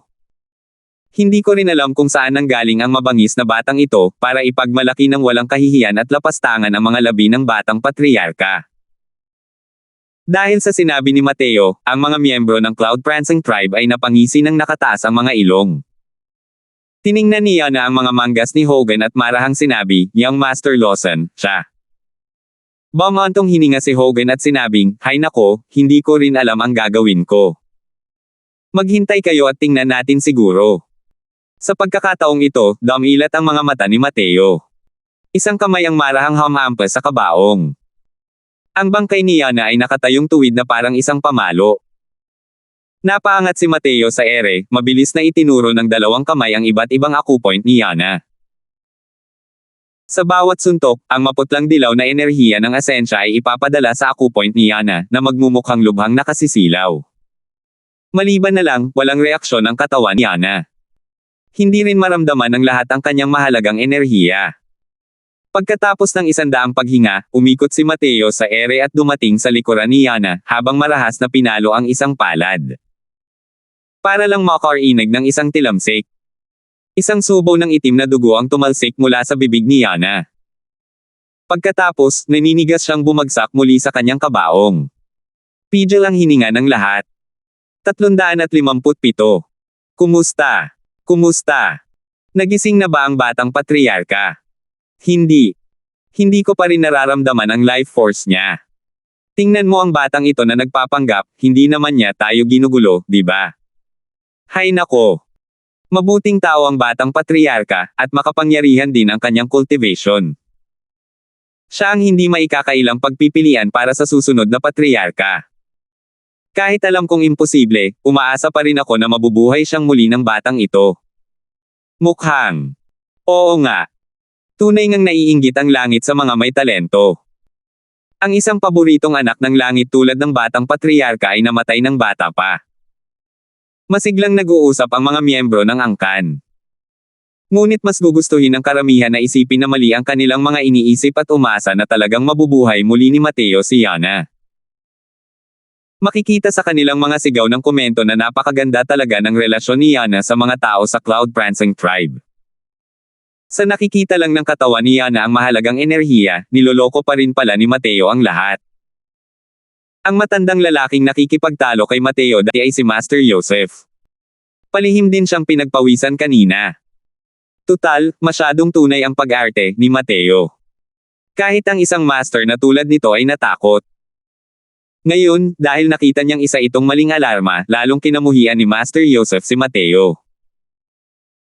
Nang makita ng Vice-Patriarka ang sitwasyon, tumingin siya kay Mateo nang may malamig na ngiti at sinabing, "Nako, ano pa ang masasabi mo ngayon? Pumanaw na si Little Yang, at nilapastangan mo pa ang kanyang mga labi. Tunay ngang napakasamang krimen." Diretso ang tingin ng patriarka kay Mateo, nanginginig ang buong katawan. Kahit sino ay mahahalata ang kanyang galit sa oras na ito. Naku, hinahanap mo ang kamatayan. Nagngingit-ngit ang patriarka habang dahan-dahang binibigkas ang bawat salita. Nag-aalab na ang galit niya. Namatay ang anak niya, at kinailangan pa ring paglaruan ni Mateo ang bangkay ng napakatagal. Mababaliw din ang sinumang makakatagpo ng ganitong bagay. Paisa-isang naglakad ang patriarka patungo kay Mateo. Sa bawat hakbang niya, tumataas ang antas ng kanyang aura. Malungkot din ang ekspresyon ni Froilan nang makita niya ang sitwasyon. Ang pagharap sa isang peak 9th level si Transformation Realm gamit ang kanyang lakas ay bunga rin ng tiyak na kamatayan. Pero kahit mamatay siya, hindi niya hahayaang magdusa si Mateo ng kahit anong pinsala. Bagkus, si Mateo ang humaplo sa kanyang mga kamay ng may pagod na tingin. Hindi siya naapektuhan ng galit ng patriarka na para bang hindi siya ang pauntirya ng galit ng patriarka. Nang makita ang hitsura ni Mateo, mas lalong nagalit ang patriarka. Biglang nawala ang kanyang anyo. Isang palad na may di mapigil ang puwersa ang dumating sa harap ni Mateo. Ubo, ubo. Sa sandaling ito, isang matinding pag-ubo ang narinig mula sa loob ng kabaong. Nanginig ang patriarka at pinigilan ang palad na ito. At sa sandaling iyon, ang palad niya ay 3 pulgada na lang ang layo kay Mateo. Nanatiling kalmado si Mateo nang hindi kumukurap at malamig na sinabi sa patriarka, gising na si Yana. Hindi mo ba siya babatiin? Natigilan ang patriarka. Ngayon lang siya biglang nagising sa katotohanan ng nangyari. Dali-dali niyang iniwasan si Mateo at tumakbo papunta kay Yana. Sa ganitong tingin, hindi sinasadyang umagos ang mga luha ng patriarka sa kanyang matandang mukha. Yana, siya. Nagising na nga. Medyo nahirapan si Yana na imulat ang 2 mata. Ang tanawin sa harap niya ay naging malinaw mula sa malabo. Ama. Mahinang tawag ni Yana. Little yan. Ikaw talaga. Ikaw talaga ang nagising. Ama. Akala ni Ama hindi nakita makikitang muli. Sa sandaling ito, naramdaman ng patriarka na bumalik na ang buong mundo. Ang pakiramdam ng pagkawala ng isang minamahal na anak at ang muling pagkatagpo sa kanya ay talagang nakakamangha. Habang nasa kabilang panig, pagod na pagod ang buong katawan ni Hogan nang makita niyang maayos naman si Mateo. Nang sandaling iyon nang bumagsak ang palad ni Patriarch, naisip niya na mamatay. Namatay si Yana dahil hindi siya dumating sa tamang oras. Ngayon, namatay din si Mateo dahil sa kanya. Pakiramdam ni Hogan ay wala na siyang pangangailangang mabuhay sa mundong ito. Nang umalis ang patriarka para puntahan ang kanyang anak, dali-daling tumakbo si Hogan kay Mateo. Young Master Lawson, ayos ka lang ba? Hindi pa rin nawawala ang kaba ni Hogan hanggang ngayon. Nauutol siya habang nagsasalita. Bahagyang ngumiti si Mateo at sinabing, hindi rin niya ako nabangga. Ayos lang ako. Pagkatapos lamang makakuha ng positibong sagot mula kay Mateo ay saka lamang talaga itinoon ni Hogan ang kanyang pansin sa silangan. Kung gayon ay mabuti iyan. Mabuti iyan. Kung may mangyaring masama sa iyo, hindi ko talaga alam ang gagawin. Oo. Anong klaseng mahika ang ginamit mo para buhayin si Yana mula sa mga patay? Paus na sabi ni Mateo, buhayin mo ang asterisk ko. Hindi pa siya patay sa simula. Tinulungan ko lang siyang buksan ang baradong meridian niya para makahinga siya. Hindi namatay. Paano nangyari iyon? Kahit si Master Joseph, patriarka, at pangalawang patriarka, ay kinumpirma na patay na si Yana. Hindi ko na rin talaga maramdaman ang kanyang mahalagang enerhiya. Paano nangyaring hindi pa siya patay? Naguguluhang tanong ni Hogan. Kumunat ang noo ni Mateo at sinabing, kahit sabihin ko pa sa iyo, hindi mo rin maiintindihan. Ang mga tao ay ipinanganak na may chi. Kung titingnan mo kung patay na ang isang tao o hindi mo lang basta titingnan ang vital signs at ang paghinga niya. Kailangan mo pa ring titigan ang chi. Kahapon lang namatay si Yana, at hindi pa napuputol ang chi niya kaya hindi ito maituturing na tunay na kamatayan. Kapag mas luma pa, kahit ako ay mawawala ng kapangyarihan. Naguguluhan ang tingin ni Hogan. Hindi niya lubos maintindihan ang sinasabi ni Mateo. Lumaki siyang napakalaki at ngayon lang niya narinig ang tinatawag na ki, noon. Alam niya ang vital energy, pero malinaw na ibang-iba ang konsepto nito sa chi na sinabi ni Mateo. Normal lang din na hindi alam ni Hogan. Dahil ang usapang ito ng pagtitig sa chi, ay imposibleng malaman ng mga lower realms. Tanging mga alchemist na may napakataas na nagawa at nilinang din ang mga kaugnay na sining ng banal na kaluluwa na mistiko ang makakakita ng chi. Para sa mga alchemist, ang kamatayan ay hindi sa pamamagitan ng pagtingin sa mahalagang enerhiya, paghinga, tibok ng puso, mga bagay na ito, kundi sa pagtingin sa chi. Pagpasok ni Mateo, nakita niya na may kaunting mahinang chi pa rin sa katawan ni Yana at alam niyang may pag-asa pa para sa muling pagkabuhay. At ang teknik sa daliri na kanyang isinagawa ay tinatawag na Tempered Profound Gold Finger. Mas mataas kaysa sa anumang Profound Phantom Finger na ipinakita ni Dominic noon. Minsan nang ginamit ni Mateo ang teknik na ito gamit ang daliri para iligtas ang napakaraming tao, at ngayon, isang Yana ang nadagdag dito. Ang set ng finger technique na ito ay may kabuuang 9 na antas, na katumbas ng 9 na pangunahing realm. Si Mateo ay nasa second level crystal formation realm na ngayon. Hindi naman masyadong mahirap ipakita ang ikatlong antas ng finger technique na ito. Kung gayon, gagaling din si Yana sa lalong madaling panahon, hindi ba? Walang kaalam-alam na tanong ni Hogan. Sa simula, akala niya ay makakakuha siya ng tiyak na sagot. Sino ang mag-aakala na iiling si Mateo at sasabihing, aba, maaga pa. Tinulungan ko lang siyang linisin ang bar-adong meridian niya. Pero ang mga sintomas lang ang magagamot niyan, hindi ang ugat. Sa loob ng ilang araw, mamamatay pa rin siya. Kung gayon, ano ang magagawa natin? Bulalas ni Hogan. Masungit na sabi ni Mateo, ano na ang magagawa natin? Sayang naman. Ano ang kinalaman ng buhay at kamatayan ni Yana sa akin? Masama lang ang loob ko noong tiningnan ko ang ilang matatandang iyon, kaya nagalit din silang lahat. Nagkataon namang narinig din ng patriarka ang mga sinabi ni Mateo. Dali-dali niyang Ainal Alliance si Yana palabas ng kabaong at lumapit kay Mateo upang yumuko ng malalim, sabay sabi ng may paghingi ng tawad, kapatid, ang matandang ito ay nagmadali ngayon lang at muntik nang saktan si kapatid. Karapat-dapat lang talaga akong mamatay.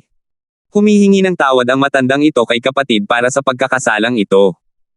Sana ay maging mapagbigay si kapatid para magpatawad.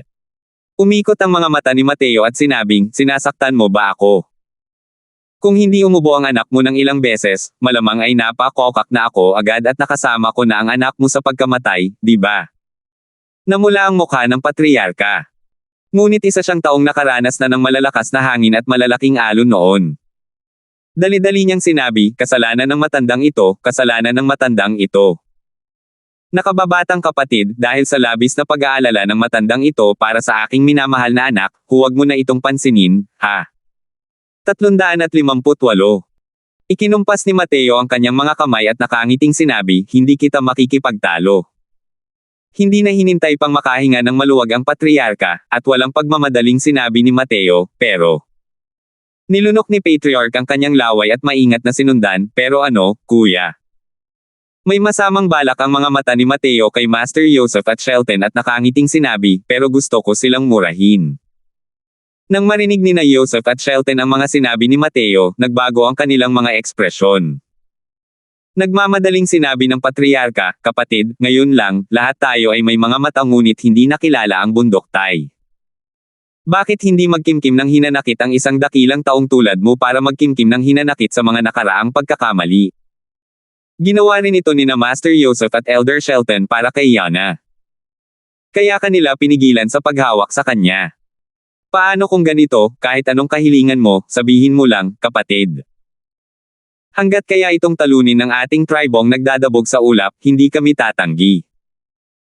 Kumislap sandali ang mga mata ni Mateo, pagkatapos ay nagpakita siya ng isang napakagandang ngiti sa dalawang tao at sinabing, dahil ang dalawang matanda ang may gawa nito para kay Yana, ang paghabol ko rito ay tila medyo maliit.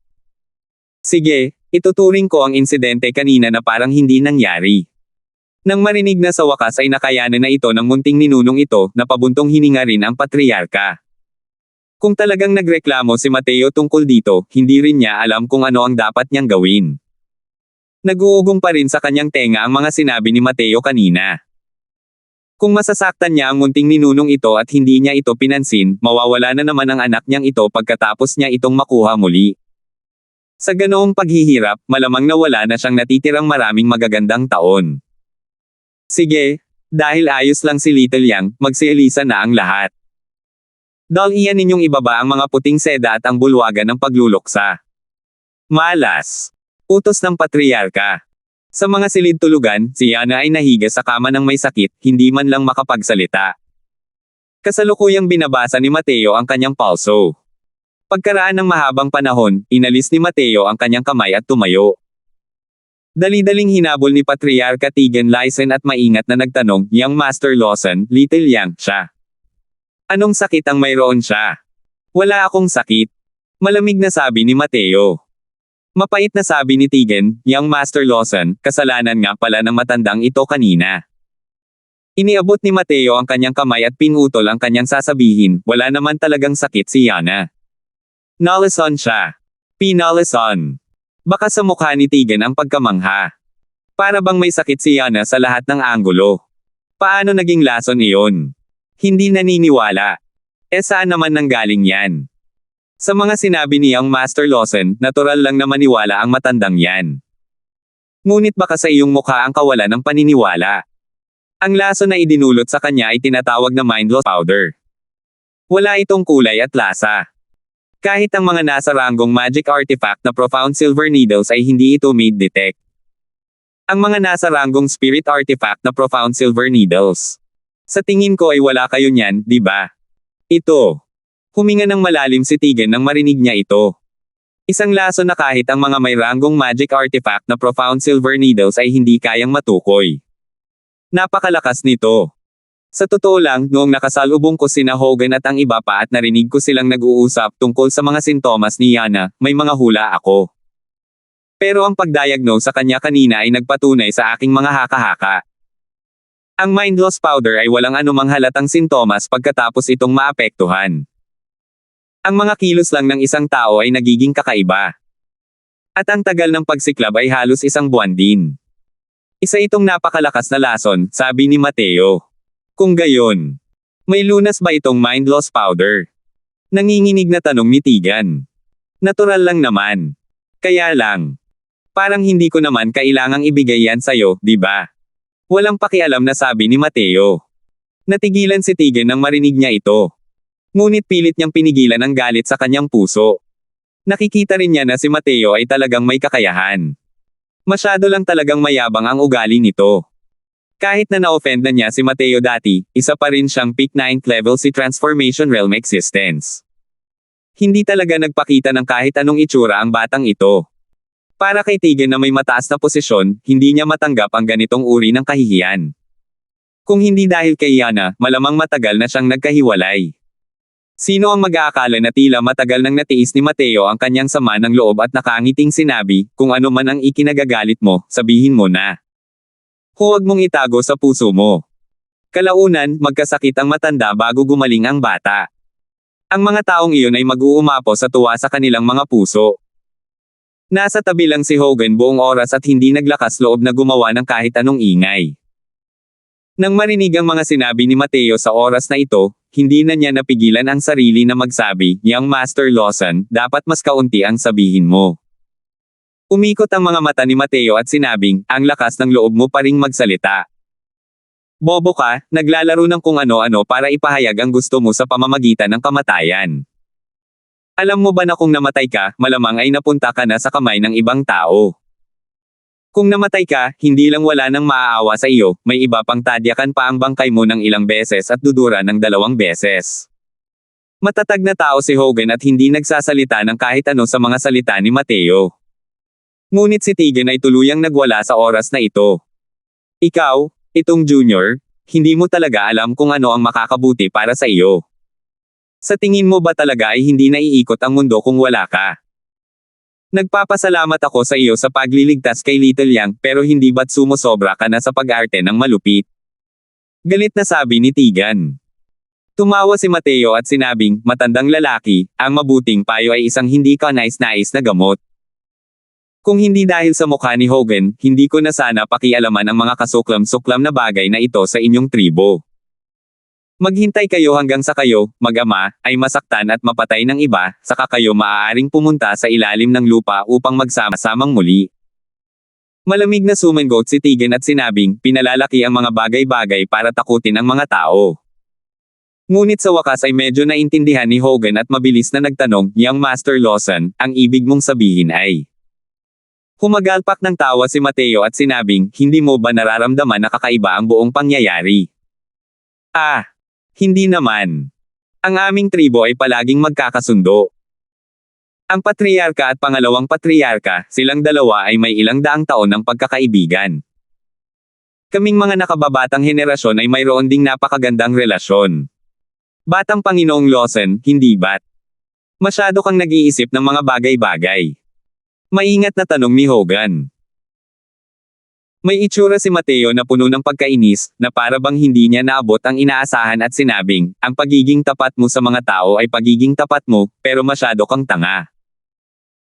Pag-isipan mong mabuti, bakit bigla na lang nalasan ang batang patriarka mo? Bakit ka ipinadala sa pinakamapanganib na lugar para hanapin ang Purple Illusion Blood Ginseng? At mukhang mas matanda ba ang patriarka ng pamilya mo kaysa noong bago ka umalis? Isa pa, sino ang may hawak ng autoridad sa tribo nitong mga nakaraang araw? Gamitin mo ang utak mo at mag-isip ng maayos. Marahil ang patriarka ng pamilya mo ay dating malapit na kakampi ng bise-patriarka. Pero ngayon, hehe. Nang matapos ang mga sinabi ni Mateo, pinag-isipan ito ni Tegan at Hogan. Mahinang sabi ni Hogan, ang ibig mong sabihin ay sinasadya ni Elder Joseph na hindi ako makabalik sa nakaraan. Ngumisi si Mateo at sinabing, mabuti na lang at hindi ka naman masyadong tanga. Pero, kinalkila na namin ang ruta ng paglalakbay bago pa ito. Paano niya nalaman na hindi na ako makakabalik sa nakaraan? Naguguluhang sabi ni Hogan. Napakadali lang yan. Ang Purple Illusion Blood Ginseng ay isang kinakailangang bagay para sa pagsulong ng Crimson-tailed Scorpion. Kailangan lang niyang malaman ng maaga na may Crimson-tailed Scorpion doon na malapit ng sumulong, pagkatapos ay ipadala niya kayo roon. Makakabalik pa ba kayong lahat? Sabi ni Mateo. Huminga ng malalim si Hogan. Ngunit pakiramdam niya ay hindi pa rin ito kapanipaniwala. Ngunit ang Cloud Prancing Tribe ay umuunlad sa bawat araw na lumilipas ngayon. Kung ang batang patriarka ay makakasulong sa Soul Sea Realm, mas lalo tayong magiging makapangyarihan. Bakit nila ginawa ito? Dahil sa ganoong paraan, mas lalo silang magkakaroon ng pagkakataon. Hindi si Mateo ang nagsalita, kundi si Tegan na nanatiling tahimik sa buong oras. 359. Sa loob ng nakatagong silid ni Holland Zoo Manor, mahigpit na nagdikit ang mga kilay ni Vice Patriarch Holland, na tila malungkot. Naku, Joseph, saan nanggaling ang batang ito? Paano siya nagkaroon ng ganitong kakayahan? Malinaw na patay na si Yana. Paano siya muling nabuhay? Nagtanong si Holland. Si Master Joseph ay mayroon ding mga nakakunot na kilay at napakalungkot. Ang teknik sa daliri ng batang iyon ay hindi kapani-paniwalang malalim. Talagang kakaiba. Pero, binuksan niya lamang ang mga baradong meridian sa katawan ni Yana at hinayaan siyang mabuhay muli pansamantala. Ang aking mind loss powder ay hindi na magagamot. Si Yana ay maaaring tumagal ng hindi hihigit sa 2 araw pa. Kailangan pa rin niyang mamatay. Tumaas ang kilay ni Holland. Joseph, totoo ba ang sinabi mo? Siyempre totoo yan. Ang mind loss powder ay walang kulay at walang lasa, isang uri ng lason na nagpaparalisa sa nerbiyos ng isang martial artist. Wala na itong lunas. Pinapunta ko sina Hogan at ang iba pa para hanapin ang Purple Illusion Blood Ginseng para lang makahanap ng scapegoat na tutulong sa inyong lahat na alisin ang ilang balakid. Sa katunayan, ano nga ba ang antidote? Tanong ni Joseph, puno ng kumpiyansa. Kung gayon, mabuti iyan, mabuti iyan. Hanggat mamamatay si Yana, ang titulong numero 1 henyo sa tribo ay mahuhulog sa ulo ni Little Tyrion. Ang susunod na patriarka ay walang duda. Nakahinga ng maluwag si Holland. Nagngingit-ngit si Shelton at sinabing, bahala na ang kalokohan na yan. Kung hindi, magtatagumpay na sana ang plano natin. Ngayon, maraming hindi inaasahang komplikasyon ang lumitaw. Pagkatapos mamatay ni Yana, kailangan kong mag-isip ng paraan para patayin siya. Agad na sumang-ayon si Joseph, tama. Napakasama ng batang iyon. Hindi siya dapat panatilihin. Kailangan nating mag-isip ng paraan para patayin siya. Dahil sa pananakot ng isang nakababata, sina Shelton at Joseph ay parehong napuno ng itinatagong galit. Bukod pa rito, ang kanilang plano ay orihinal na walang kamali-mali ngunit nasira ni Mateo. Paanong hindi ito magagalit sa kanila? Malinaw na wala ring gaanong magandang impresyon si Holland kay Mateo. Walang pakialam niyang sinabi, relax ka lang. Hanggat namamatay si Yana, wala talagang balak si Tegan na pakialaman ang mga usapin ng tribo. Sa oras na iyon, gusto niyang makitungo sa isang batang walang hiya, hindi ba't madali lang naman. Putok, putok, putok, putok, putok, putok. Malakas na kumatok ang pinto ng sikretong silid. Kumunat ang noo ni Holland, tila naiinis. Si Little Tyren, ang batang ito, ay laging madaling magalit. Paano niya haharapin ang malalaking responsibilidad sa hinaharap? Habang nagsasalita siya, biglang nagpakawala si Holland ng isang pagsabog ng enerhiya ng asensya. Kusang bumukas ang pinto ng lihim na silid. Pagkabukas pa lang ng pinto, biglang pumasok si Tyren na mukhang balisa. Ama, nalalapit na ang sakuna. Naiinip na sabi ni Holland, dahan-dahan ka naman, ano ba ang pagmamadali? Hindi pa naman yumuyuko ang langit. Nag-aalalang sabi ni Tyren, gumuho na ang langit. Yana, siya. Kumunat ang noo ni Holland at nagtanong, paano si Yana? Patay na siya. Ay, hindi namatay si Yana. Iniligtas siya ng baliw na yon. Ano? Binuhay muli si Yana ng baliw na iyon. Ulit ni Tyren. Tumayo sina Joseph at Shelton. Paano nangyari yun? Ang mind loss powder ko ay talagang sigurado. Kahit ako ay wala pang antidote. Saan nila nakuha ang antidote? Imposible ito. Hindi makapaniwalang sabi ni Joseph. Anong ibig mong sabihin na walang panlunas? May balita mula roon na tuluyan ng gumaling si Yana. Ngayon, pinupuri nilang lahat si Theo na gumawa ng milagrosong kamay ng Diyos doon. Isang buhay na banal na doktor. Puno ng galit si Tyren. Ang posisyon ng batang patriarka na naabot sa kanya ay mabilis na ibibigay. Paano siya hindi malulungkot? Hindi nagsalita si Holland.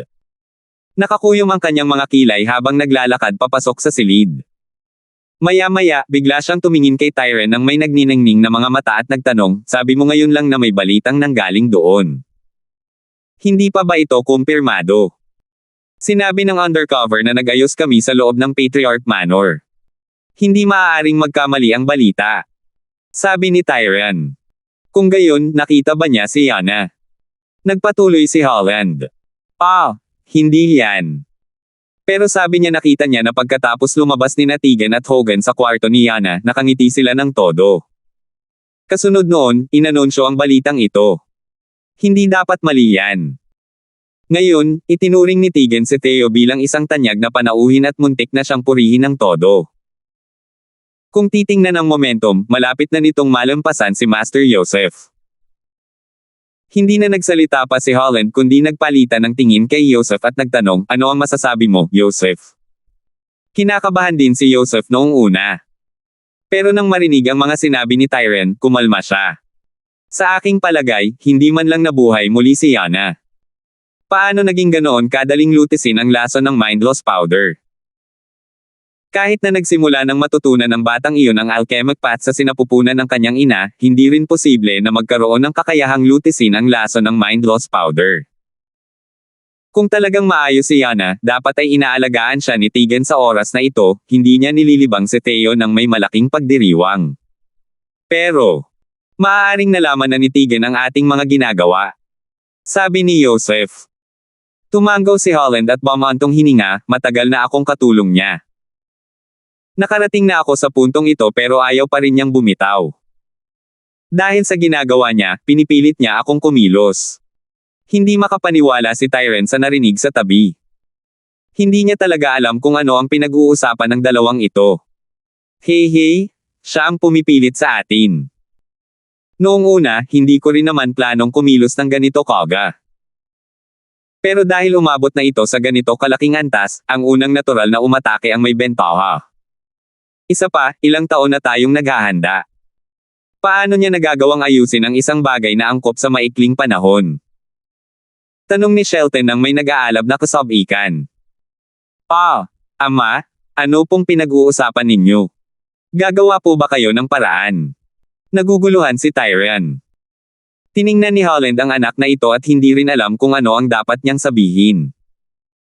Naunahan nga si Tyrion ni Lyanna sa larangan ng pakikipaglaban. Pero sa talino at taktika, nahuli siya ni Lyanna ng ilang beses.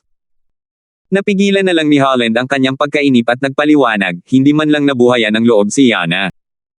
Sa katunayan, patay na siya. Ang dahilan kung bakit nililibang ni Tyrion si Mateo ng ganito kalakas ay dahil alam niya ang ating mga intensyon at gusto niya muna tayong pakalmayan, at para hindi tayo gumawa ng mga pabaya na aksyon para makapag-ayos siya ng backup plan para harapin tayo.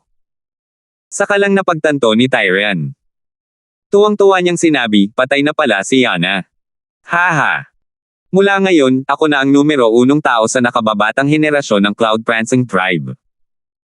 Ngunit hindi siya pinansin ni Holland at sinabi kay Shelton, tipunin mo ang lahat ng ating mga tauhan. Ngayong gabi, sa hating gabi, tahimik tayong papasok sa Patriarch Manor at lubusang dudurugin ang puwersa ni Tyrion. Oo. Tinanggap ni Shelton ang utos at umalis. Hating gabi, isang grupo ng mga eksperto ang tahimik na pumasok sa Patriarch Manor.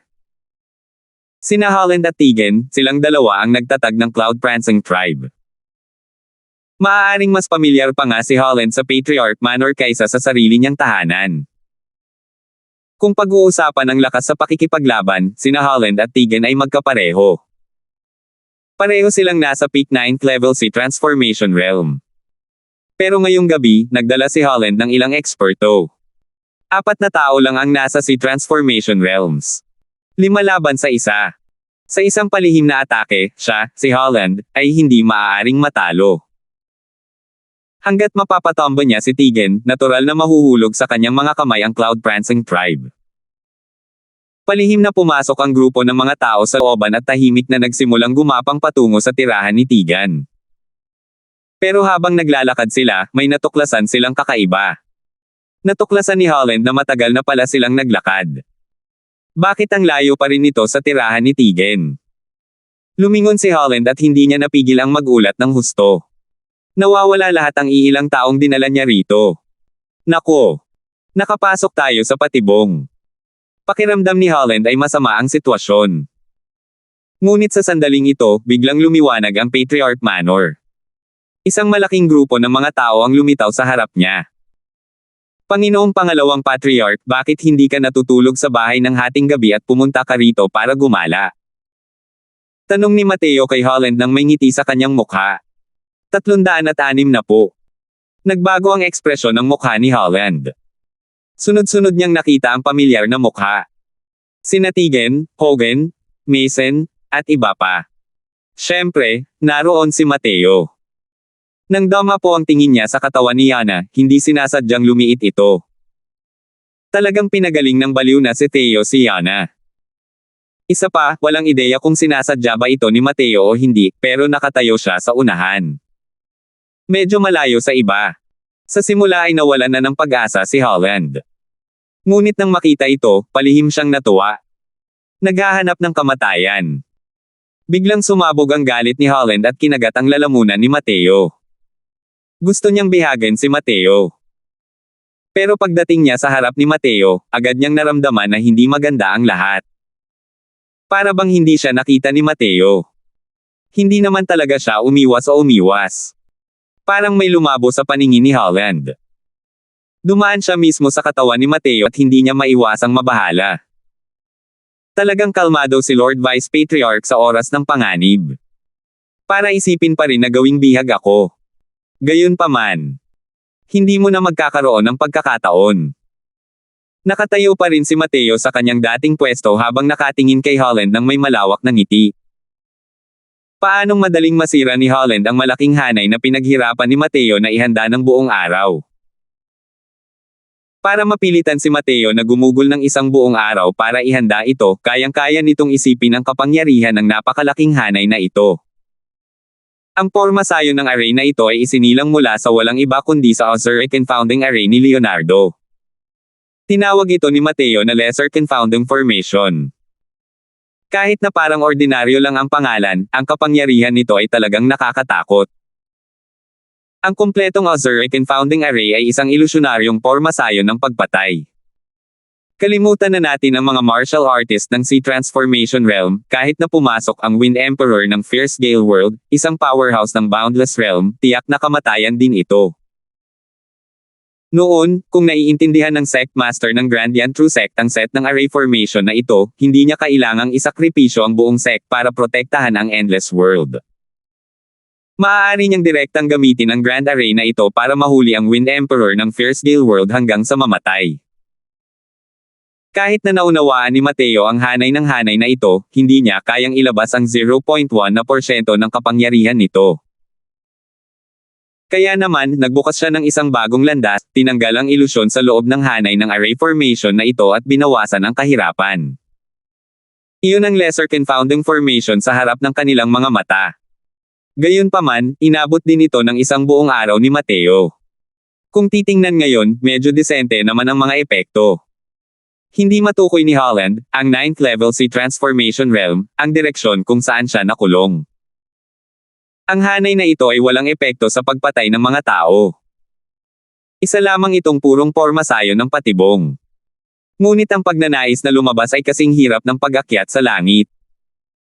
Ang nakakatakot na aspeto ng Lesser Confounding Array na ito ay nakalatag dito, nakatayo ako sa harap mo, pero hindi mo ako makita. Nagngalit si Holland nang may puot at umungol, baho ng antok. Papatayin kita. Desperadong sinunggaban ni Holland si Mateo. Ngunit si Mateo ay parang buwan na nagre-refleksyon sa tubig. Hindi niya talaga kayang hawakan si Mateo. Ang kasalukuyang Holland ay parang unggoy na tinutokso. Tumigil ka sa pag-aaksaya ng lakas. Hindi mo ako matatamaan, malamig na sabi ni Mateo. Matapos ang mahabang pagpapakahirap, si Holland mismo ay pagod na pagod. Ngunit hindi man lang niya hinawakan ang damit ni Mateo at labis na nawala ng pag-asa.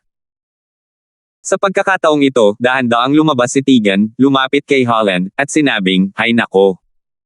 Matandang lalaki, bakit mo ginawa ito?" Tiningnan ni Holland si Tegan, ang kanyang kalagayan na parang baliw habang sinasabi, "Hahaha. Tegan. Naaawa ka na ba sa akin ngayon sa ugali mong parang panalo? Hindi ko kailangan yan." Bumantong hininga muli si Tegan at sinabing, "Matandang kasama, tayong dalawa ay nagsama sa loob ng ilang daang taon. Ilang pagsubok at paghihirap na ang ating naranasan ng magkasama. Ilang beses na nating hinarap ang di mabilang na panganib. Napakaraming taon ng damdamin, nakalimutan mo na ba ang lahat? Huwag mo akong pakialaman dyan. Tegan, ang lakas ng loob mo pa ring sabihin yan sa akin. Kung pag-uusapan ang kontribusyon mo sa Cloud Prancing Tribe, paano ako, Holland, nabababa sa'yo? Bakit ka pa naging patriarka, samantalang ako, sa tabi mo lang nakikinig?" Umiling si Tegan at sinabing, "Kung gusto mo ang posisyong ito bilang patriarka, pwede mo sanang sinabi sa akin. Bakit mo kinailangang buhatin si Little Yang? Alam mong siya ang buhay ko, pero gumamit ka ng ganitong kalupitan sa pamangkin mo. Kung hindi dahil pinalad si Little Hogan na maibalik si Young Master Lawson, malamang ay napatay mo na si Little Yang. Nasaksihan mo ang paglaki niya. Paano mo natitiis na gawin iyon? Humph! Bakit? Buong buhay mo akong pinigilan. Kailangan ko pa kayang hayaan ang anak ko na pigilan ang anak mo buong buhay niya. Hindi ko naman kailangang maging patriarka, pero hindi ko rin kayang tiisin na maging mababa ang anak ko sa iba." Sigaw ni Holland. Pero sa pagkakataong ito, sumingit si Mateo, "Ang anak mo ay may malaking ambisyon ngunit kakaunti ang talento, at kulang sa moralidad at karakter. Hindi ba't hahayaan mong siya ang maging patriarka at magdadala sa buong tribo patungo sa kalaliman? Maaaring maging makasarili ang mga tao, pero huwag mong itali ang iba sa iyong pagkamakasarili. Ang ibang mga tao sa tribo ay inosente. Bakit sila ililibing kasama ng mga patay dahil sa iyong pagkamakasarili? Tinamaan ni Mateo ang puso ni Holland sa mga sinabi ni Mateo. Sumigaw siya kay Mateo, sino ka sa akala mo? Para maglakas loob na sermonan ako. Sampal. Isang malinaw na tunog ang umalangaw-ngaw. Tinamaan ng husto ang mukha ni Holland. Bagamat ang sampal ni Mateo ay hindi naiiba sa pagkamot ng Katie sa kanya, ang ganoong uri ng kahihiyan ay mas malinaw pa kaysa sa sensasyon mula sa katawan. Ang baho ng bibig mo. Malamig na sabi ni Mateo. Arg! Papatayin kita, bata. Sigaw ni Holland sa kalangitan. Pero lahat ng iyon ay walang saysay. Hindi niya talaga kayang tamaan si Mateo. Matandang patriarka, patayin mo siya. Hindi nagsisisi ang lalaking ito. Wala naman masyadong dapat ikabit sa kanya, walang pakialam na sabi ni Mateo. Ngunit kumunat ang noo ni Tegan sa pagkakataong ito, tila nag-aalangan. Ang pag-aatubili ay palaging humahantong sa problema. Ang pag-iwan sa ganitong uri ng tao, bukod sa pagdadala ng iyong tribo sa pagbagsak, ay wala ng silbi. Sabi ni Mateo. Matagal na nagmuni-muni si Tegan. Huminga ng malalim, dahan-daang naglakad patungo kay Holland. Sa loob ng panloob na bulwagan ng Patriarch Manor, dinala ni Tegan si Yana upang yumuko ng malalim kay Mateo. Maraming salamat sa kabaitan ni Young Master Lawson. Kung hindi dahil kay Young Master Lawson, malamang ay nakaranas na sana kaming mag-ama ng hindi inaasahang kapahamakan. Sabi ni Tegan. Sa kanyang talumpati, puno ng paggalang si Tegan kay Mateo. Hindi isinasaalang-alang ang ibang mga bagay, ang walang kapantay na lalim na pormasayon ng hanay ay nagpuno kay Tegan ng walang katapusang takot. Hindi gaanong malaki ang pinagkaiba ni Holland at ng kanyang lakas. Kung wala ang lesser confounding array, tiyak na dadaloy ang dugo sa Cloud-Prancing tribe na parang mga ilog sa pagkakataong ito. Ngayon, para malutas ang panloob na alitan gamit ang mga espadang walang bahid, natural lang na masayang wakas ito. Maraming salamat sa biyaya ng muling pagkabuhay ni Young Master Lawson. At saka, ang mga disipulo ng ating pamilya Lee, mula sa itaas hanggang sa ibaba, ay may malaking utang na loob kay Young Master Lawson. Talagang ikinatatakam ni Yana. Dugtong ni Yana. Ikinumpas ni Mateo ang kanyang mga kamay at nakangiting sinabi, hindi ninyo kailangang magpasalamat sa akin. Kung gusto niyong magpasalamat kayo kay Hogan. Noong una, ayaw ko sanang pakialaman itong mga bagay na ito. Pero ang batang iyon ay napakatanga at napaka-inosente, na pumukaw sa aking simpatiya. Sa katunayan, mas matanda si Hogan kaysa kay Mateo. Pero ang pagtawag sa kanya ni Mateo ng boy, ay hindi naman talaga niya nakasanayan. Hay nako! Ang buhay ng aking tribong umaalon mula umpisa hanggang sa huli ay nailigtas lahat ni Young Master Lawson. Sa hinaharap, hanggat may mga tagubilin si Young Master Lawson, tiyak na hindi mag-aatubiling ayalay ng ating tribong umaalon ang ating buhay kung kinakailangan. Sabi ni Yana. Kailangang kilalanin na ang Yana na ito ay mas malakas kaysa kay Tyrion. Kapag nagsasalita, binibigyan niya ang mga tao ng pakiramdam na parang simoy ng tagsibol. Hindi rin nakakapagtaka na kaya niyang supulan ang mga puso ng nakababatang henerasyon ng Cloud-Prancing tribe. Ngumiti si Mateo at ikinumpas ang kanyang mga kamay, sinasabing, hindi mo kailangang ibuwis ang iyong buhay. Kailangan mo lang pahiram sa akin ang transmission array na gagamitin ko. Medyo nagmamadali ako kaya hindi ako magpapaliban. Umalis na tayo. Salamat po at sinamahan ninyo ako, ingat lagi mga master.